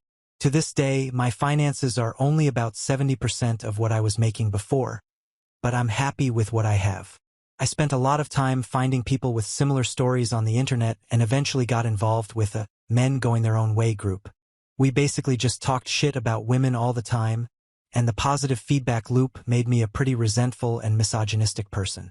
I went so far as to make fake accounts to harass women online, so I don't want to go into any more details because I'm a bit embarrassed and remorseful now. I got on Tinder and started hooking up with women to make up for lost time. Throwing money around and lying to them became a way of life for me, and I would cheat on basically every woman I got with because I thought they were all doing it too. I got caught, and I would pretend like I didn't understand why they were mad at me until they left or tried to forgive me, just for me to do it again. I'm not proud of this either. A couple of years ago, one of the women that I was sleeping with regularly got pregnant and came to me all excited with the news. Now, I immediately accused her of cheating and threw her out of my apartment, and there was just a look of shock on her face. Remember, I thought I was infertile, so in my mind, I just put another thing in her place. I continued to mock her for a bit and even messaged my MGDOW buddies about what I did. I openly confessed to cheating on her and showed her proof. I agreed to a paternity test while she was still pregnant just because I didn't want her to get the courts involved, and I was shocked by the result. I cried and tried to hug her, and she screamed, threw some papers at me, and told me she never wanted to see me again. I went home and drank, happy that I was going to be a dad for real this time, but sad about who I had become. Like I said, I don't want you to root for me because I am not a good person. For the remainder of the pregnancy, she would not even speak to me long enough for me to explain my actions, but I totally understood why. When the baby was born, a girl, I showed up to the hospital to sign the birth certificate and at the same time met with her lawyer, who turned out to be her sister, to go over the child support stuff that we had already spoken about. I went for a Hail Mary and offered to sign any paper they wanted if she would just have coffee with me for 30 minutes to explain things. She wanted full custody and generous payments. I never got a lawyer because I just wanted to make amends, and I thought a lawyer would throw up obstacles to try to protect me or my finances. I met with her for coffee, and to my surprise, she let me speak uninterrupted for almost 20 minutes. I did not completely tell her the truth about my past, but she understood why I wanted a paternity test but did not excuse my behavior in mocking her, throwing her out, and cheating. I signed the papers, but I begged her to let me see my daughter and be part of her life. She said that I was unstable and that I needed intensive therapy before that would ever happen. Of course, I agreed to the therapy. I learned a lot in therapy and did a lot of research about the fallout of cheating and whatnot. It turns out there are a lot of women who have been hurt by cheaters and tours too, and my view of women is toxic to say the least. I cut it off with my MGDOW buddies because I thought that atmosphere would be a detriment to my progress. I don't want to attack that group because I think there are some good people in that group who are just broken and looking for answers. I think having a baby girl was a real punch in the gut to stop treating women so poorly. I was finally able to see my daughter when she was 7 months old and began supervised visits every other weekend. I had dutifully paid the child support and made every attempt to talk to her mother and try to make amends. One night, after our daughter got drunk, we started kissing, which turned into sex. When we woke up the next morning, she was embarrassed and just asked me to leave, but she made it seem like she kind of wanted to make things work. It took a long time, but we moved in together after she lost her job to COVID-19 and are currently living together. Her family hates me, and this has held us back from marriage talk or anything. Hell, I skipped our daughter's 2nd birthday celebration because her lawyer sister didn't want to see me. I hope this turns out well for me, and I know I already have better than I deserve. For now, the pandemic has me working from home, and my girl takes care of our daughter, makes me food and such. She is still suspicious of me and comes into my office to see what I am doing regularly. But I don't mind. For now, I'm just going to try to be there for my daughter and try to make it up to her mom. I'm still trying to think of things I can do or say, but for now, I'm still in Zoom therapy and just doing my best. I don't think I can ever really tell anyone everything, which is why I decided to tell strangers on Reddit. I am sorry for those people who thought I was a hero in my initial post. Please don't let your hatred boil inside you, friends. I almost missed out on something great, and I may still miss out if I am not careful. This is going to be the only update unless I come back years from now to tell you all what happened. Best of luck to everyone. Edit. Hey, sorry for the confusion. The KGB spy I was thinking of was Jack Barsky, but playing too much Call of Duty had Yuri Bezmenov on my mind. He essentially combed through obituaries from around the time he was born to find someone to become. It is actually a really interesting story because he got so tied up with the paperwork that he had trouble getting a birth certificate so that he could get an American passport. His original job was to befriend higher-ups in media and politics so that he could get information on them, but most of his American cultural training was 20 years out of date and he looked like a fool. If you have someone willing to give you a birth certificate, then it is a lot easier to get all the other paperwork you need. Obviously, if you get into any real trouble, then you are screwed double time on your identity, but most people go their entire lives without any real trouble with the law. We have reached the end. If you enjoyed this video, please be sure to like and subscribe to the channel for more videos like this, and give us your thoughts about the stories in the comments section. Thank you and see you in the next video.